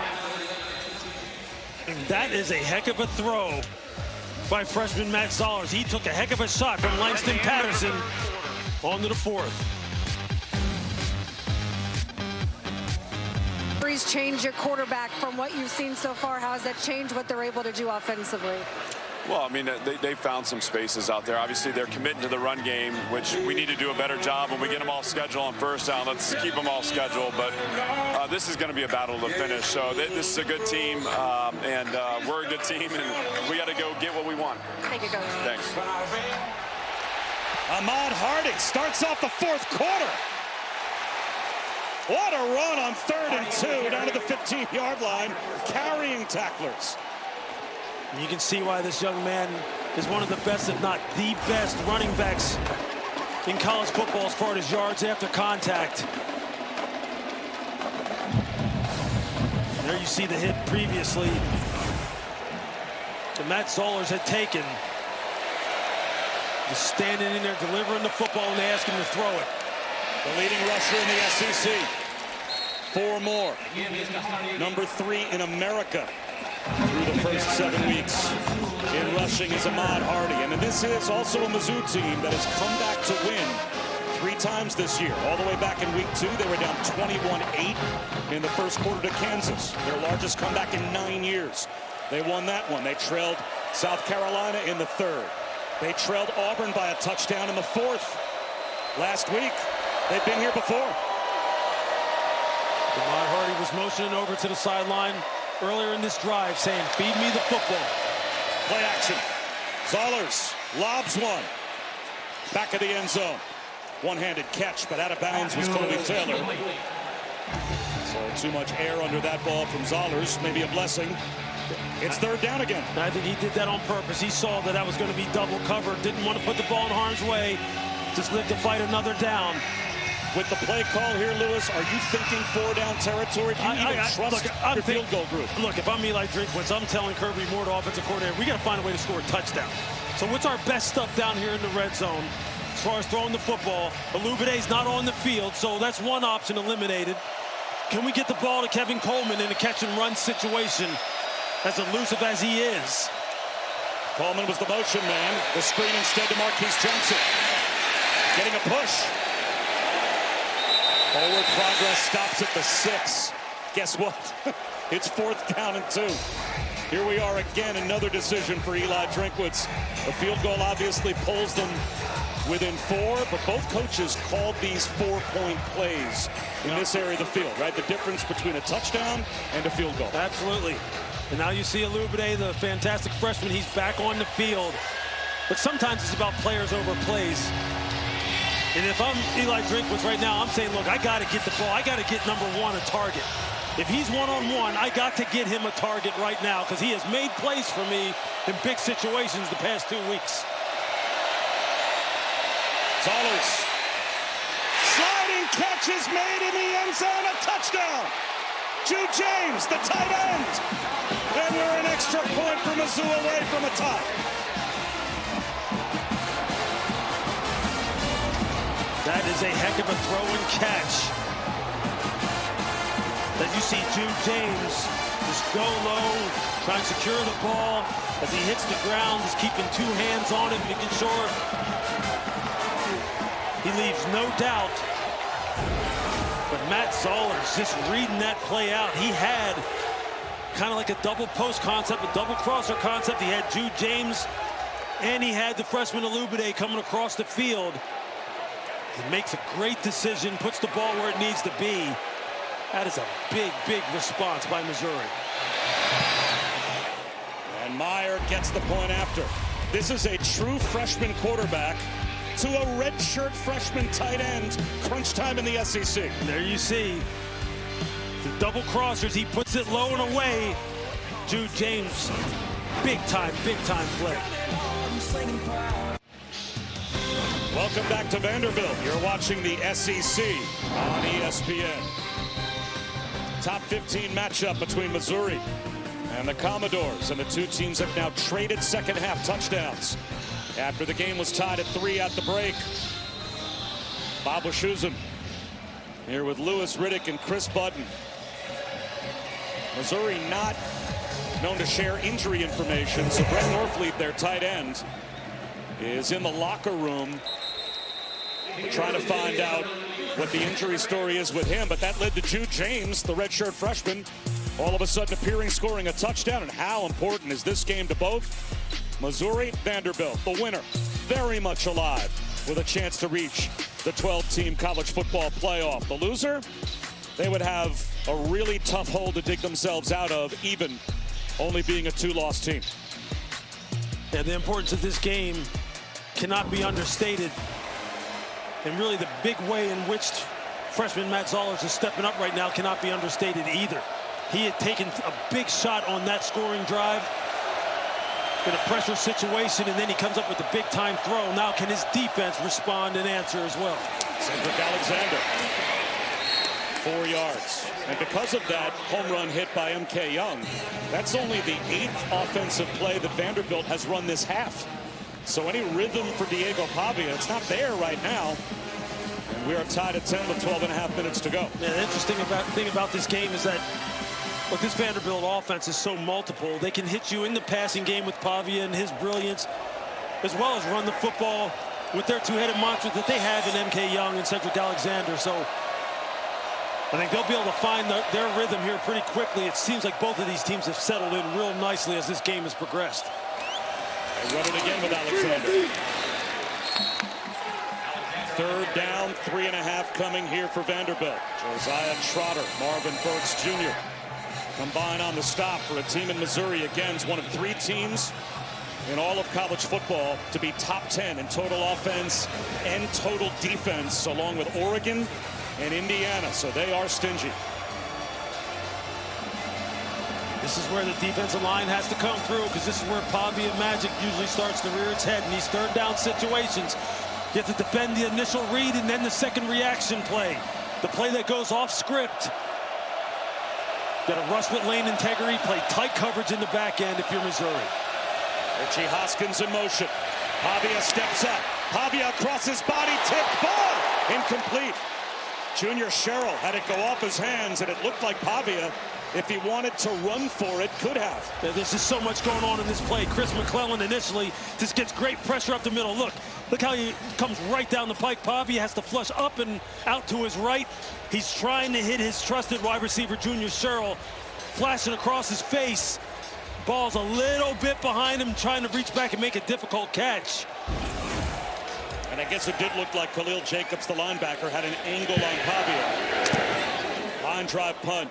Kevin Coleman to the sideline, watches it sail out of bounds as Nick Haberer found the sideline.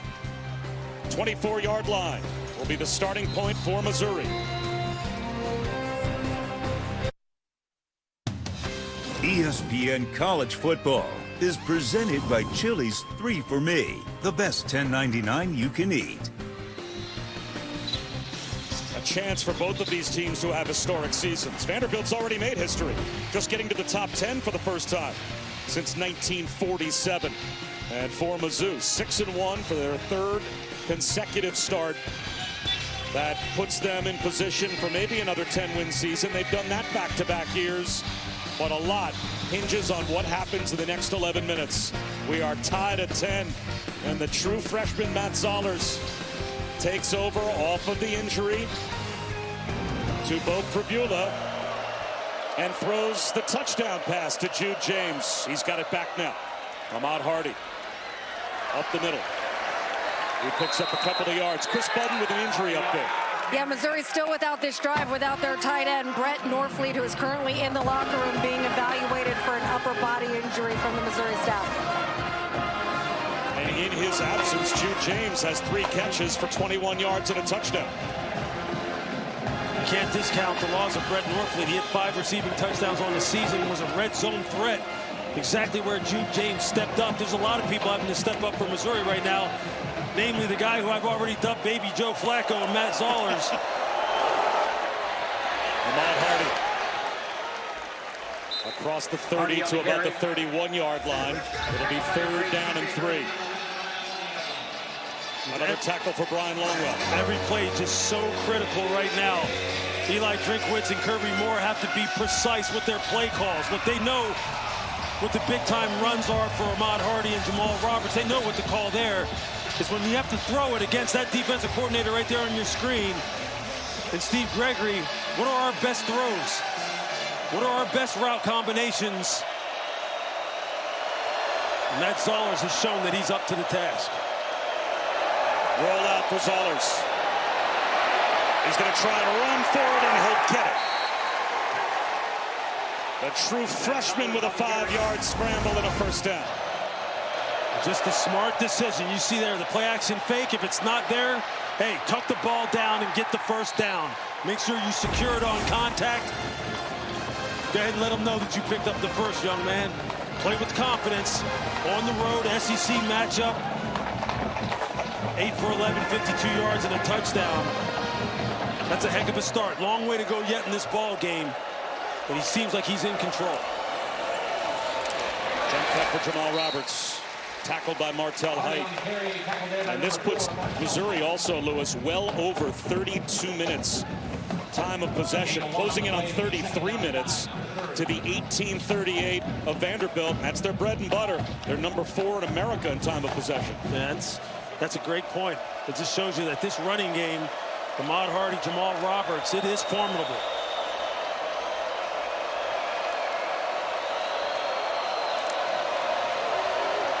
Another rollout for Zollers. Slips one in the right flat. That time Jordan Harris, the tight end.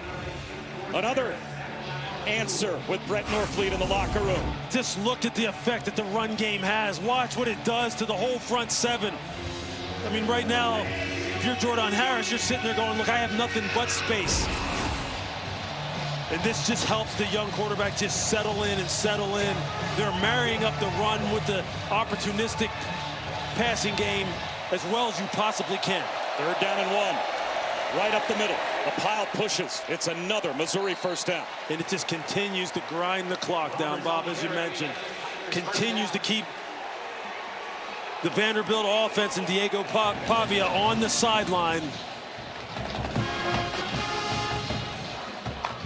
Jamal Roberts did it again. And number 20 grew up in St. Louis, dreamt of playing for Mizzou.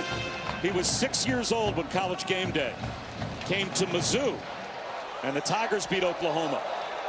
He was a 9- and a 10-year-old when Missouri played in SEC championship games after they left the Big 12. Zollers under pressure. He's going to try and throw it away. And he got outside the tackle box. I think he did well to avoid that sack. And Corday Sidnor holding his left ankle. It's a smart defensive play on the part of Vanderbilt in their secondary. They pick up the first down. You're at midfield. What are you told all the time as a coverage defender? Look for the play action shot. And that's what they were trying to get. Trying to get Alubide up over the top. Sidnor is hurt. We'll step aside.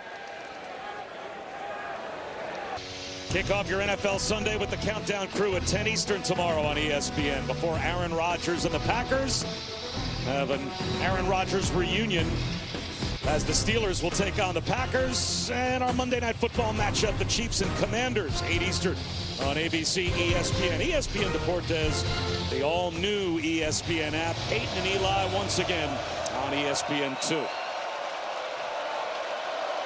After the injury timeout. Blitz. Zollers at the mesh point. The ball was taken away.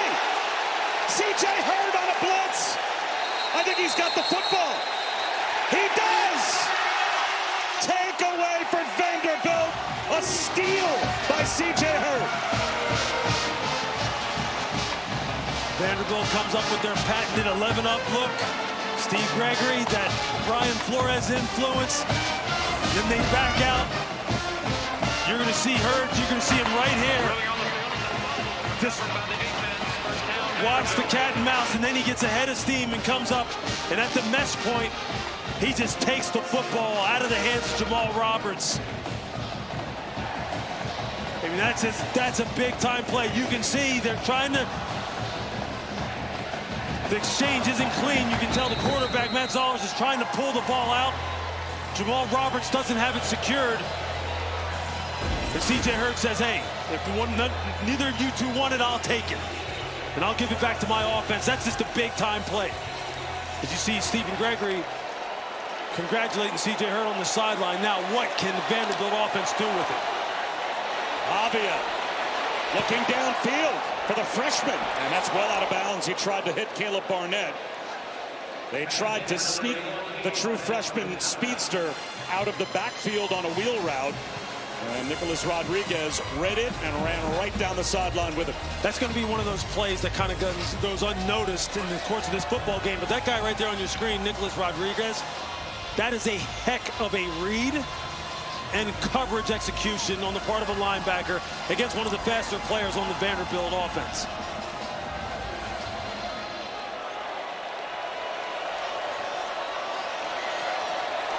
There goes Barnett in motion. Pavia looking that way. He's going to try it again and just overthrows him. Barnett asking for a flag. And he is not going to get the answer he wants. Dalen Carnell that time was in coverage. Personal foul, roughing the passer. Defense number 11. 15-yard penalty. Automatic first down. Wow, there was a flag though, and it's Langdon Kitchen who roughed Diego Pavia. Man, this is an easy call to make. You're going to see Kitchen coming off the top of the screen. Watch his right arm. Right there, right across the face mask of Diego Pavia, trying to affect the throw as he's executing that bull rush against Isaiah Glass. It's just a critical mistake. Critical mistake.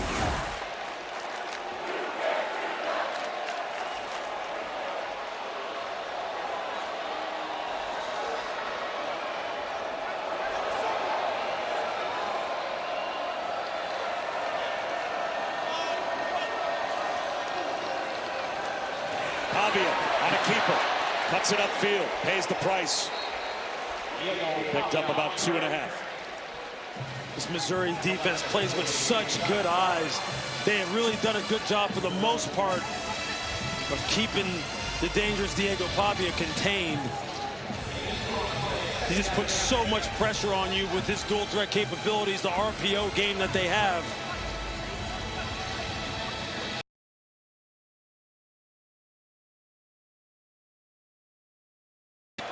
Just get the feeling, where's Eli Stowers? Is he going to make his presence felt? He had a big catch at the end of the first half. Just too good of an athlete, too good of a weapon to hold down. Kylan Young hurdles and ends up upside down as Dalen Carnell cut his legs out. He lost a half yard. Now it's going to be 3rd down and 8. This Missouri defense, man, I mean, they are earning it. Watch Carnell just trigger right away immediately. Loses his balance, loses his footing. Still able to get a hit from Kylan Young as he's looking a little gimpy. Just a big star defender at 6'2", 225 pounds. Now it's time for the pass rush. It's time for the big guys up front. Can they affect the passer? Can Diego Pavia find an opening throwing this football? Slam. It's there. It's room there. Eli Stowers has the first down. Said he was going to make his impact on this football game, and there he goes to his guy, Eli Stowers, just running the slant. They flex him out like a wide receiver. Look at him, just give him a little bit of a move at the top of the route. Secure the football, move the chains. Diego's looking right at him. And New Mexico State, those two battled it out for the quarterback spot. Stowers becomes a tight end because Pavia won it, and now they're best friends playing together here at Vanderbilt. Circling in motion, Caleb Barnett. Pavia, the pitch. Barnett, the speed. A little dead leg move inside the 5-yard line. 1st and goal. Flag down back at the line of scrimmage, though.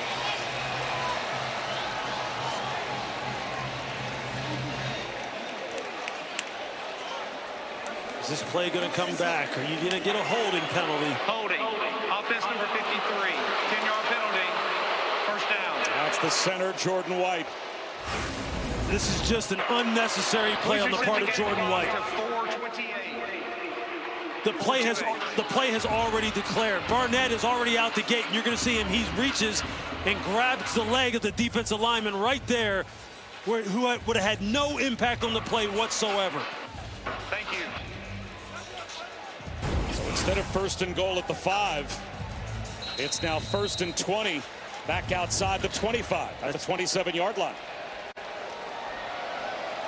Coming up on 4 minutes and 20 seconds to go as well.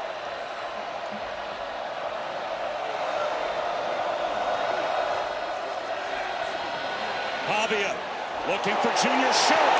Flag out. That's going to give Vanderbilt a first down. Stephen Hall gets the flag. Pass interference. Defense number 0. 15-yard penalty. Automatic first down. If you're Stephen Hall, you did everything exactly right from the beginning of the snap. And then at the end, the last third of the down, when you go to look back for the football, you feel the wide receiver separating from you, and your instinct is, I can't let him separate, I got to grab him. He had done everything perfectly. So that's 2 critical errors, one on the part of Vanderbilt, now on the part of Missouri. In a high-stakes game like this is going to be which team makes the fewest number of mistakes in these critical situations. Again, 2 tight ends load up right. And Gabe Fisher goes in motion. Kylan Young inside the 10-yard line. Remember, Missouri used a timeout earlier in the half. So they only have 2 left, and we're under 4 minutes to go.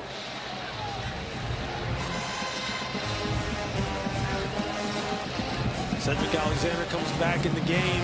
Richie Hoskins, number 5, slot receiver, who's just so crafty, work in the middle of the field, his own holes, back in the game. Got big Cole Spence, the 6'7" tight end in the game. With so many different weapons they can go to.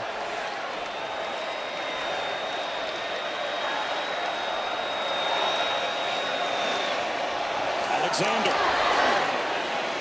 Turn back at about the 6-yard line.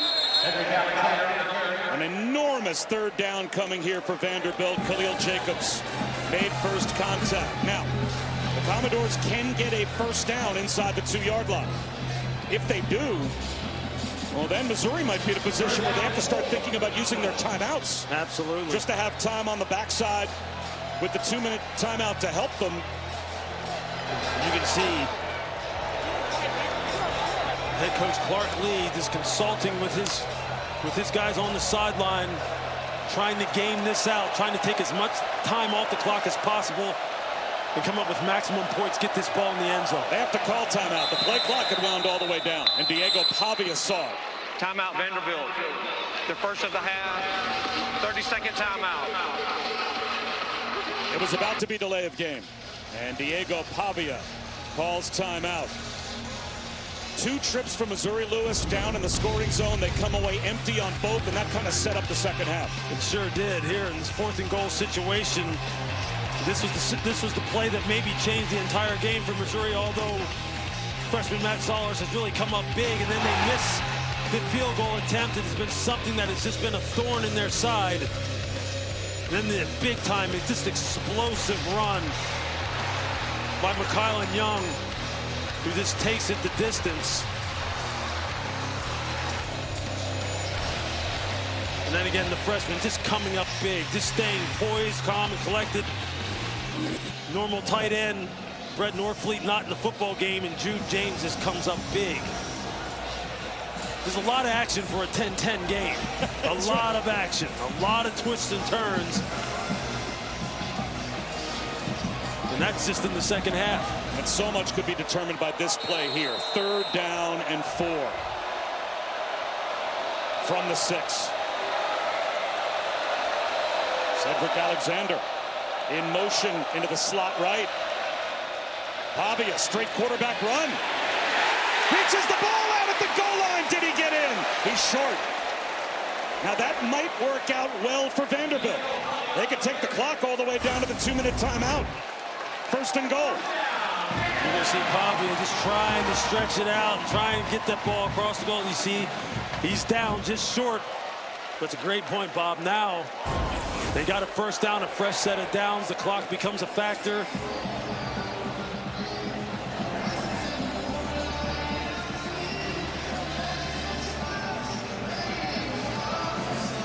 For a moment, the clock stopped at 2:13 to go, but now they have appropriately restarted it. And it will take us all the way down to the 2-minute timeout. First and goal for Vanderbilt when we come back in a tie. This is the Dr. Pepper Championship Drive Game of the Week. To go.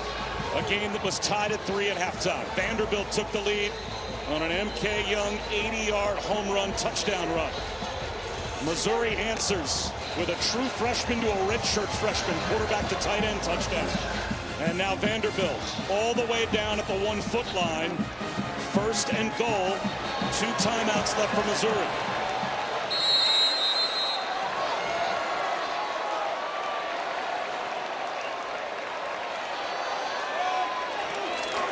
Cedric Alexander stopped, and now Missouri has to call timeout. Eli Drinkwitz all the way down the sideline trying to call timeout. Did the ball pop out? As Eli Drinkwitz was trying to call timeout, emerging with the football was Sterling Webb. I think Alexander was on the ground. Josiah Trotter ripped the ball out of his hand as he's laying on his back.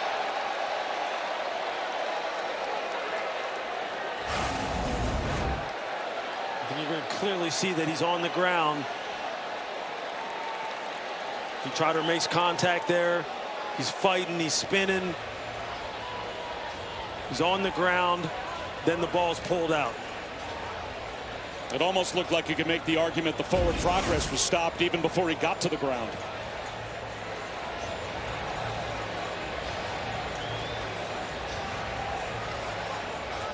So this, at least, has made the officials' conference. Recovered by the defense on the ground. First down, Missouri. They call it a fumble and a recovery by Missouri. I think they're going to have to take a look at this one. He clearly looks like his backside is on the ground. Unless they're going to say that he is there. You see the left hip. He's on the ground. Looks like he still has possession of the football. You see his right hand on the football. Yep. He's laying on the ground. Then the ball gets pulled out. And that almost doesn't even look close. It's not. It's not close at all. And you know what? Thankfully, at least if you're a Vanderbilt fan, it looks like it's not close, because once they rule it a fumble on the field, you need indisputable evidence to overturn it.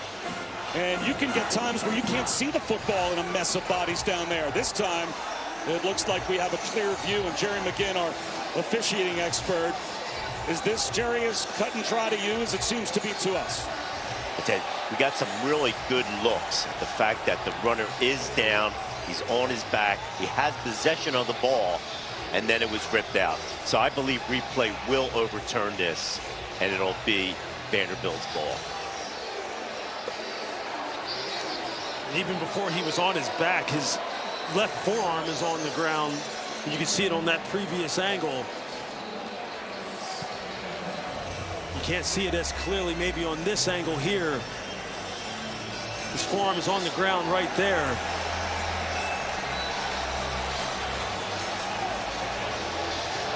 And with the pink gloves, you can see he clearly has control of the football.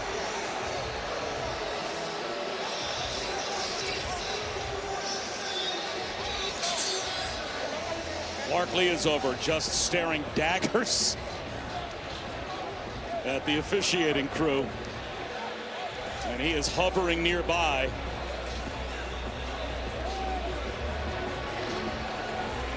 Now, part of what also takes as long as we are seeing here, even if it's a cut and dry call, and we learned this from listening to the ACC back and forth from their operations center, we can eavesdrop. Sometimes they have to accurately know where the ball's going to be placed. They have to get the clock right, because Eli Drinkwitz ran downfield and called timeout when he thought the play was over. Was the play over? Correct. And where will they set the clock based on his timeout? So sometimes that's all part of this conversation. After further review, the ball carrier was down at the 1.5 yard line.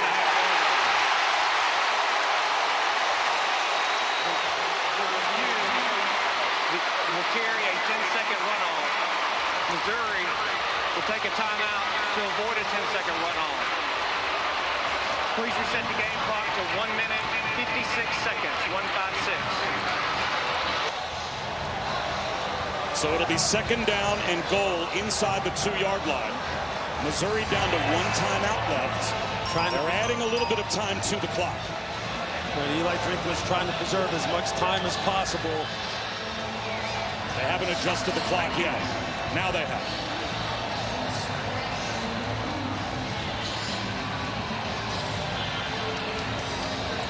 Look, if you're Vanderbilt right now, look, you still have to execute.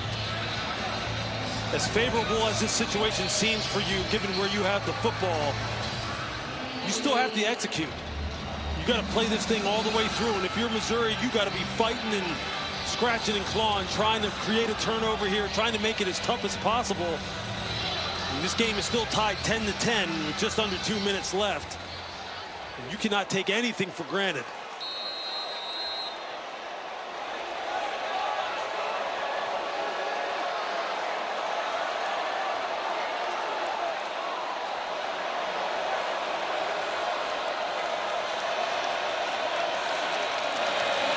Pavia keeps it. Pavia leaps. He scores. Touchdown, Vanderbilt.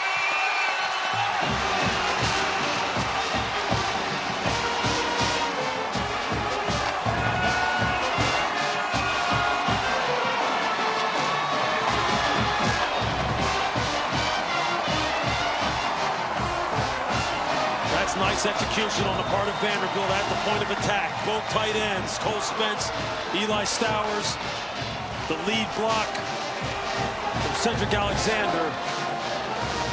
And then Pavia does just enough to get in the end zone. That's the kind of execution you're looking for in a critical situation. If you're Missouri, the only small silver lining, they got in on second down. It preserves time, and it keeps the time out. So now they'll have a minute 52 with the timeout, and they know what they have to do. Just look at you get the blocking at the point of attack, and then the lead block. And then it's Pavia against Josiah Trotter one-on-one. He's just got to make him miss enough to where I can break the plane of the goal line, and he goes up over the top. But it all starts with the blocking at the point of attack. It's team football. You seal the edge. That's a heck of a block by Cedric Alexander.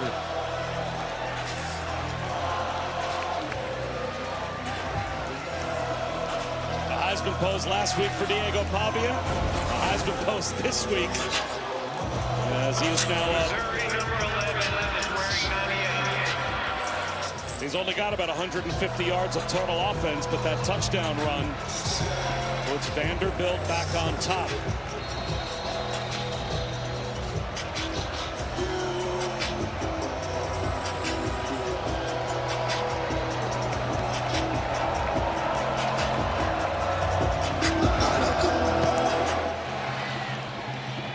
Taylor booms another. It'll be a touchback, and we check in with Matt Barry. All right, Bob, while your game's going down to the wire, I got to update. Well, thank goodness they have invented the multi-view. You just need as many screens as possible to follow all these games. That's a great time to be a college football fan. It's a great time to be Matt Zollers, the freshman. He's going to go up top for Marquise Johnson. It's to the sideline. It's intercepted, but well out of bounds. Marlon Sewell leapt and landed yards out of bounds. Yeah, I think if you're Matt Zollers and you're Missouri's coaching staff, as you see Marlon Sewell come down about 3 yards out of bounds, you don't have to get it all at once. Don't put the ball in harm's way. I mean, you got to get chunk plays, but you got to be smart about it. Still a lot of time left on this clock. Steps up in the pocket, he can run, and he will slide. Flags everywhere. Missouri hurt themselves with a couple of penalties on the touchdown drive. That gave Vanderbilt the lead. They are going backwards here, it appears, as well.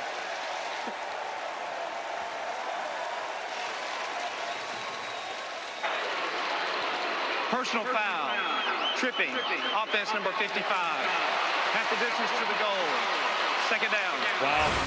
And a personal foul adds a little bit more real estate. It's center Connor Tollison. You're just going to see him at the snap. He just loses his balance. He trips over the feet of his right guard. 1 minute, 40 seconds. 1:40. And he's just falling down as the play's progressing, and he has no other choice as his legs come up in the air. Just unfortunate. He trips over his own teammate. So it makes the field that much longer for Matt Zollers, the true freshman quarterback. Prabula on the sideline, helplessly watching on crutches. Zollers from the goal line, heaves it out of bounds. Here come the pressures from Steve Gregory, the defensive coordinator. That time it's Langston Patterson is walking up into the line of scrimmage.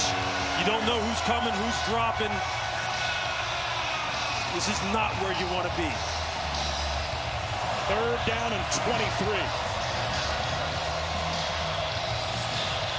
2 plays to get 23 yards to keep the game alive.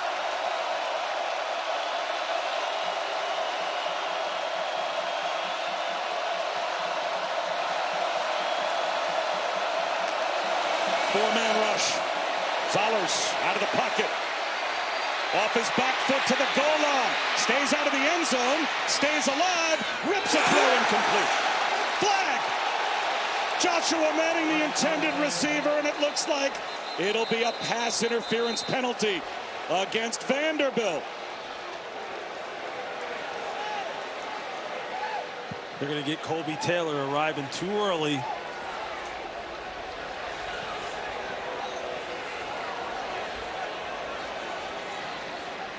These broken play situations for defensive backs are just one of the hardest situations that you find yourself in when a quarterback is scrambling. You're trying to plaster and play tight coverage. Pass interference. Defense number 3. 15-yard penalty. Automatic first down. You're going to see Colby Taylor come into your screen from the left. Right there he is. He's trying to get a break on the ball. And clearly pass interference. He committed the penalty at the 28-yard line, Lewis, which means if he would have even allowed that catch and just made the tackle, the clock's rolling, and it's 4th down and about 7.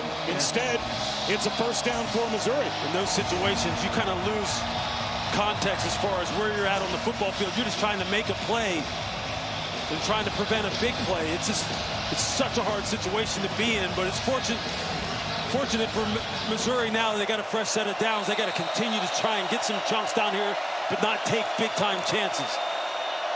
3-man rush, so it's all kinds of coverage. And Zollers, with nowhere to go with the football, tries to do it with his legs. Can he get to the sideline? His forward progress not stopped in the field of play. The officials say he got out of bounds. Colby Taylor threw him. Usually, if that forward progress is stopped, they keep the clock rolling. That's a break for Missouri, saves their timeout. Or at least some time had they not called it. How about Zollers showing good mobility, ability to keep plays alive, keep his eyes down the field.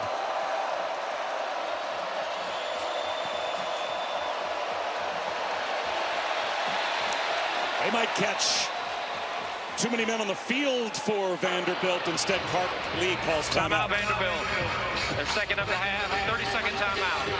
Another update, an insane day of college football. Matt Barry keeping us updated. Yeah, Bob, it has been insane, especially in the SEC. I want to show you what.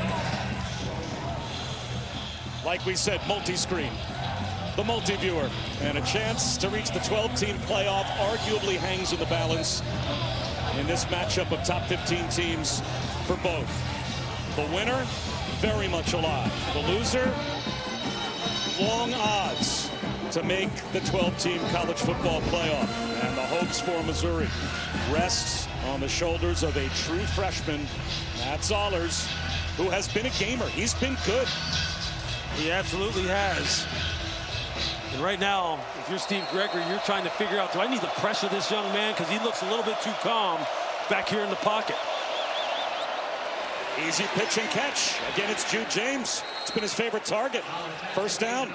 And that stops the clock for the moment with 1:06 to go. And I think you got to be careful if you're Vanderbilt. You don't want to let him just sit back here and just pick you apart going down the field. You want to start sending some extra bodies after him. Tries to run, and this time the door closes. He's back to the line of scrimmage, but that will cost them valuable time. And if they have an injured player here, it's going to cost them their timeout.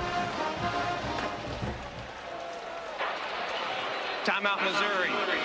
Their third and final of the half. And they'll 30-second simply call timeout. it. Please reset the game clock to 59 seconds. 5-9. So now Missouri is out of timeouts. We had no touchdowns in the first half. It was 3-3 at halftime, but we've had some big plays here, Lewis, in the second half. Yeah, Vanderbilt really just starting to get it going in the run game. You just see how explosive this team can be when they're able to get some space. MK Young, he's shown it this year that he is a guy who can be a big play threat. And then what else can you say really about the freshman and Matt Zollers? And the touchdown pass, and then Diego Pavia, well blocked, puts the ball in his hands, strikes a Heisman pose. And now it's up to the defense of Vanderbilt. Can they get the stops necessary?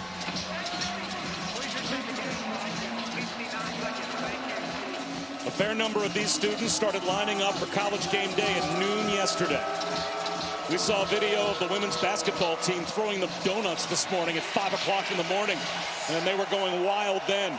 Straight from College game day, straight to the student section, and they are going wild now after the final timeout for Missouri. Zollers, long throw, incomplete. Over the head of Marquise Johnson. Colby Taylor read that one and avoided pass interference.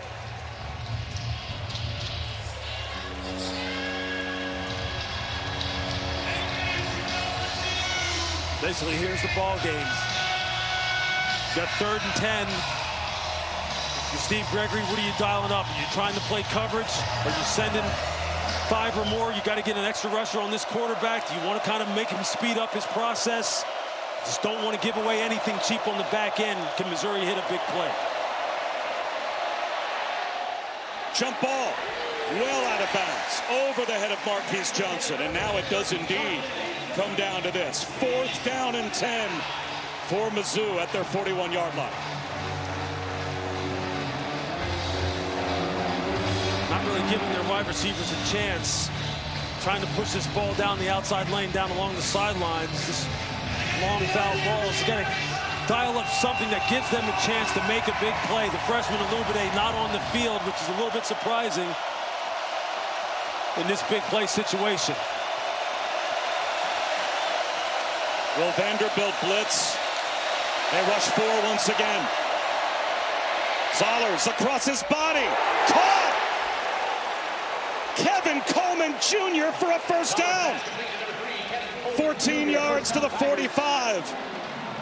About the composure of the freshman quarterback. Wow. 40 seconds to go. Check down in the right flat to Roberts. And not much, but it does stop the clock with 35 seconds left.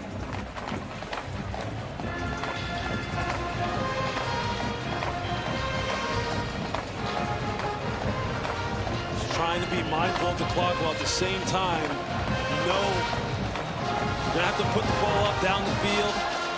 You gotta get a touchdown. You gotta get some chunks. False start.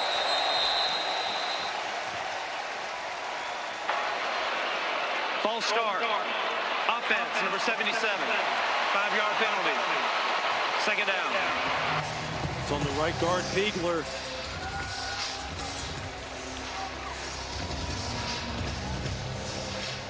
Just got to figure out a way to sit in there and keep your composure. You're tired, you've been fighting and battling. Got to give your quarterback a chance, and if you're Vanderbilt, got to play good coverage. Zollers over the middle. Another completion to Kevin Coleman Jr. Another first down. And it stops the clock. 30 seconds to go. These are big-time throws.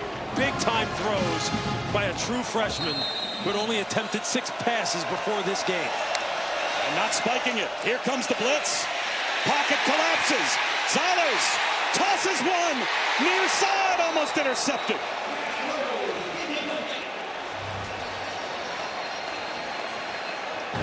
Was it intentional grounding?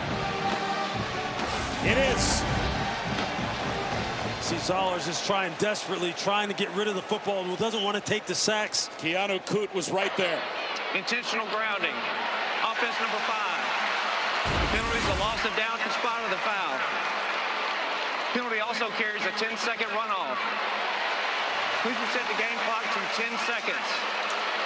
The game clock will start on my whistle. It looked like he might have gotten outside the tackle box, but I guess the ball didn't get back to the line of scrimmage. So now there's only 10 seconds to go because of the 10-second runoff. So from here, Lewis, I don't know if you can do anything other than toss one to the end zone. You have time for 2 plays. Zollers down the sideline, and now you definitely don't have time for 2 plays. We've had a couple of these throws in this drive. It just seemed like wasted downs to me where they didn't give the wide receivers a chance to make a play on the ball. I know they don't want to put it in harm's way, but now it basically comes down to 1 play. Unless you want to run like a 5-yard out, just get that much closer. And then attempt a Hail Mary, yeah. But you really risk running out of time, and now it looks like a strategic defensive timeout called by Clark Lee. Timeout Vanderbilt.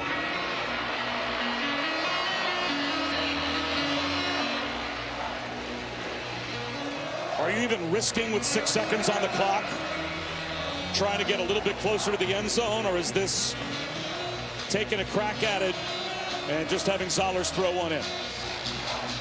I think this may be one of those situations where they do go ahead and put it up.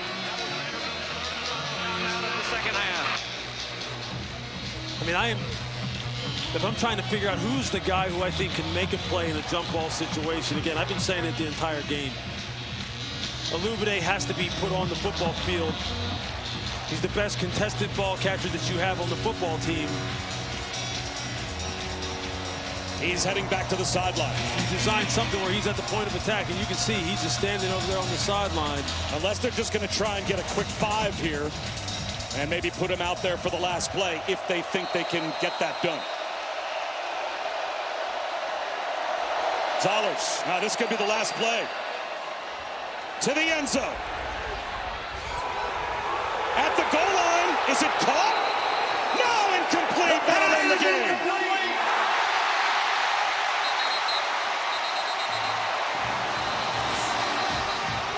The officials telling both sidelines to hold up.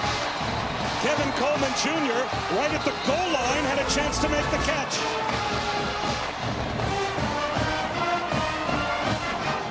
It's right, hit him right in the chest. Previous plays under further review. Does he have it trapped up against his legs? Doesn't hit? I think you see the ball there on the ground. The problem is if the clock went to all zeros, even if they rule this a completed pass, that ball's short of the goal line. Sure is, and I think it hit the ground anyway. I think it went right through his arms. A look from pylon cam. See the ball come down as Coleman is standing right there at the goal line. It hits him right dead in the chest. There you see the ball on the ground. Incomplete pass.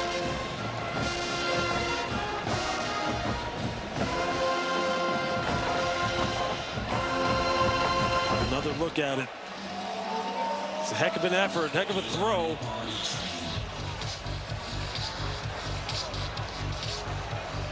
Ball on the ground.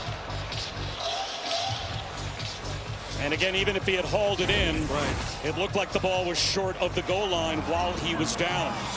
So one way or the other, it looks like this is going to be a Vanderbilt win. Until they make it official, though, we stay right here. Ruled an incomplete pass on the field.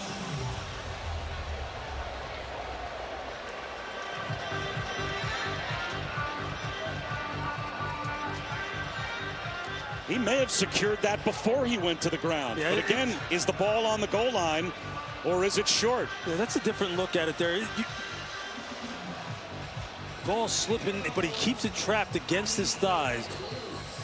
From the other angle, it looked like that ball had touched the ground, but as we've said numerous times, as you've said, it's short of the goal line regardless.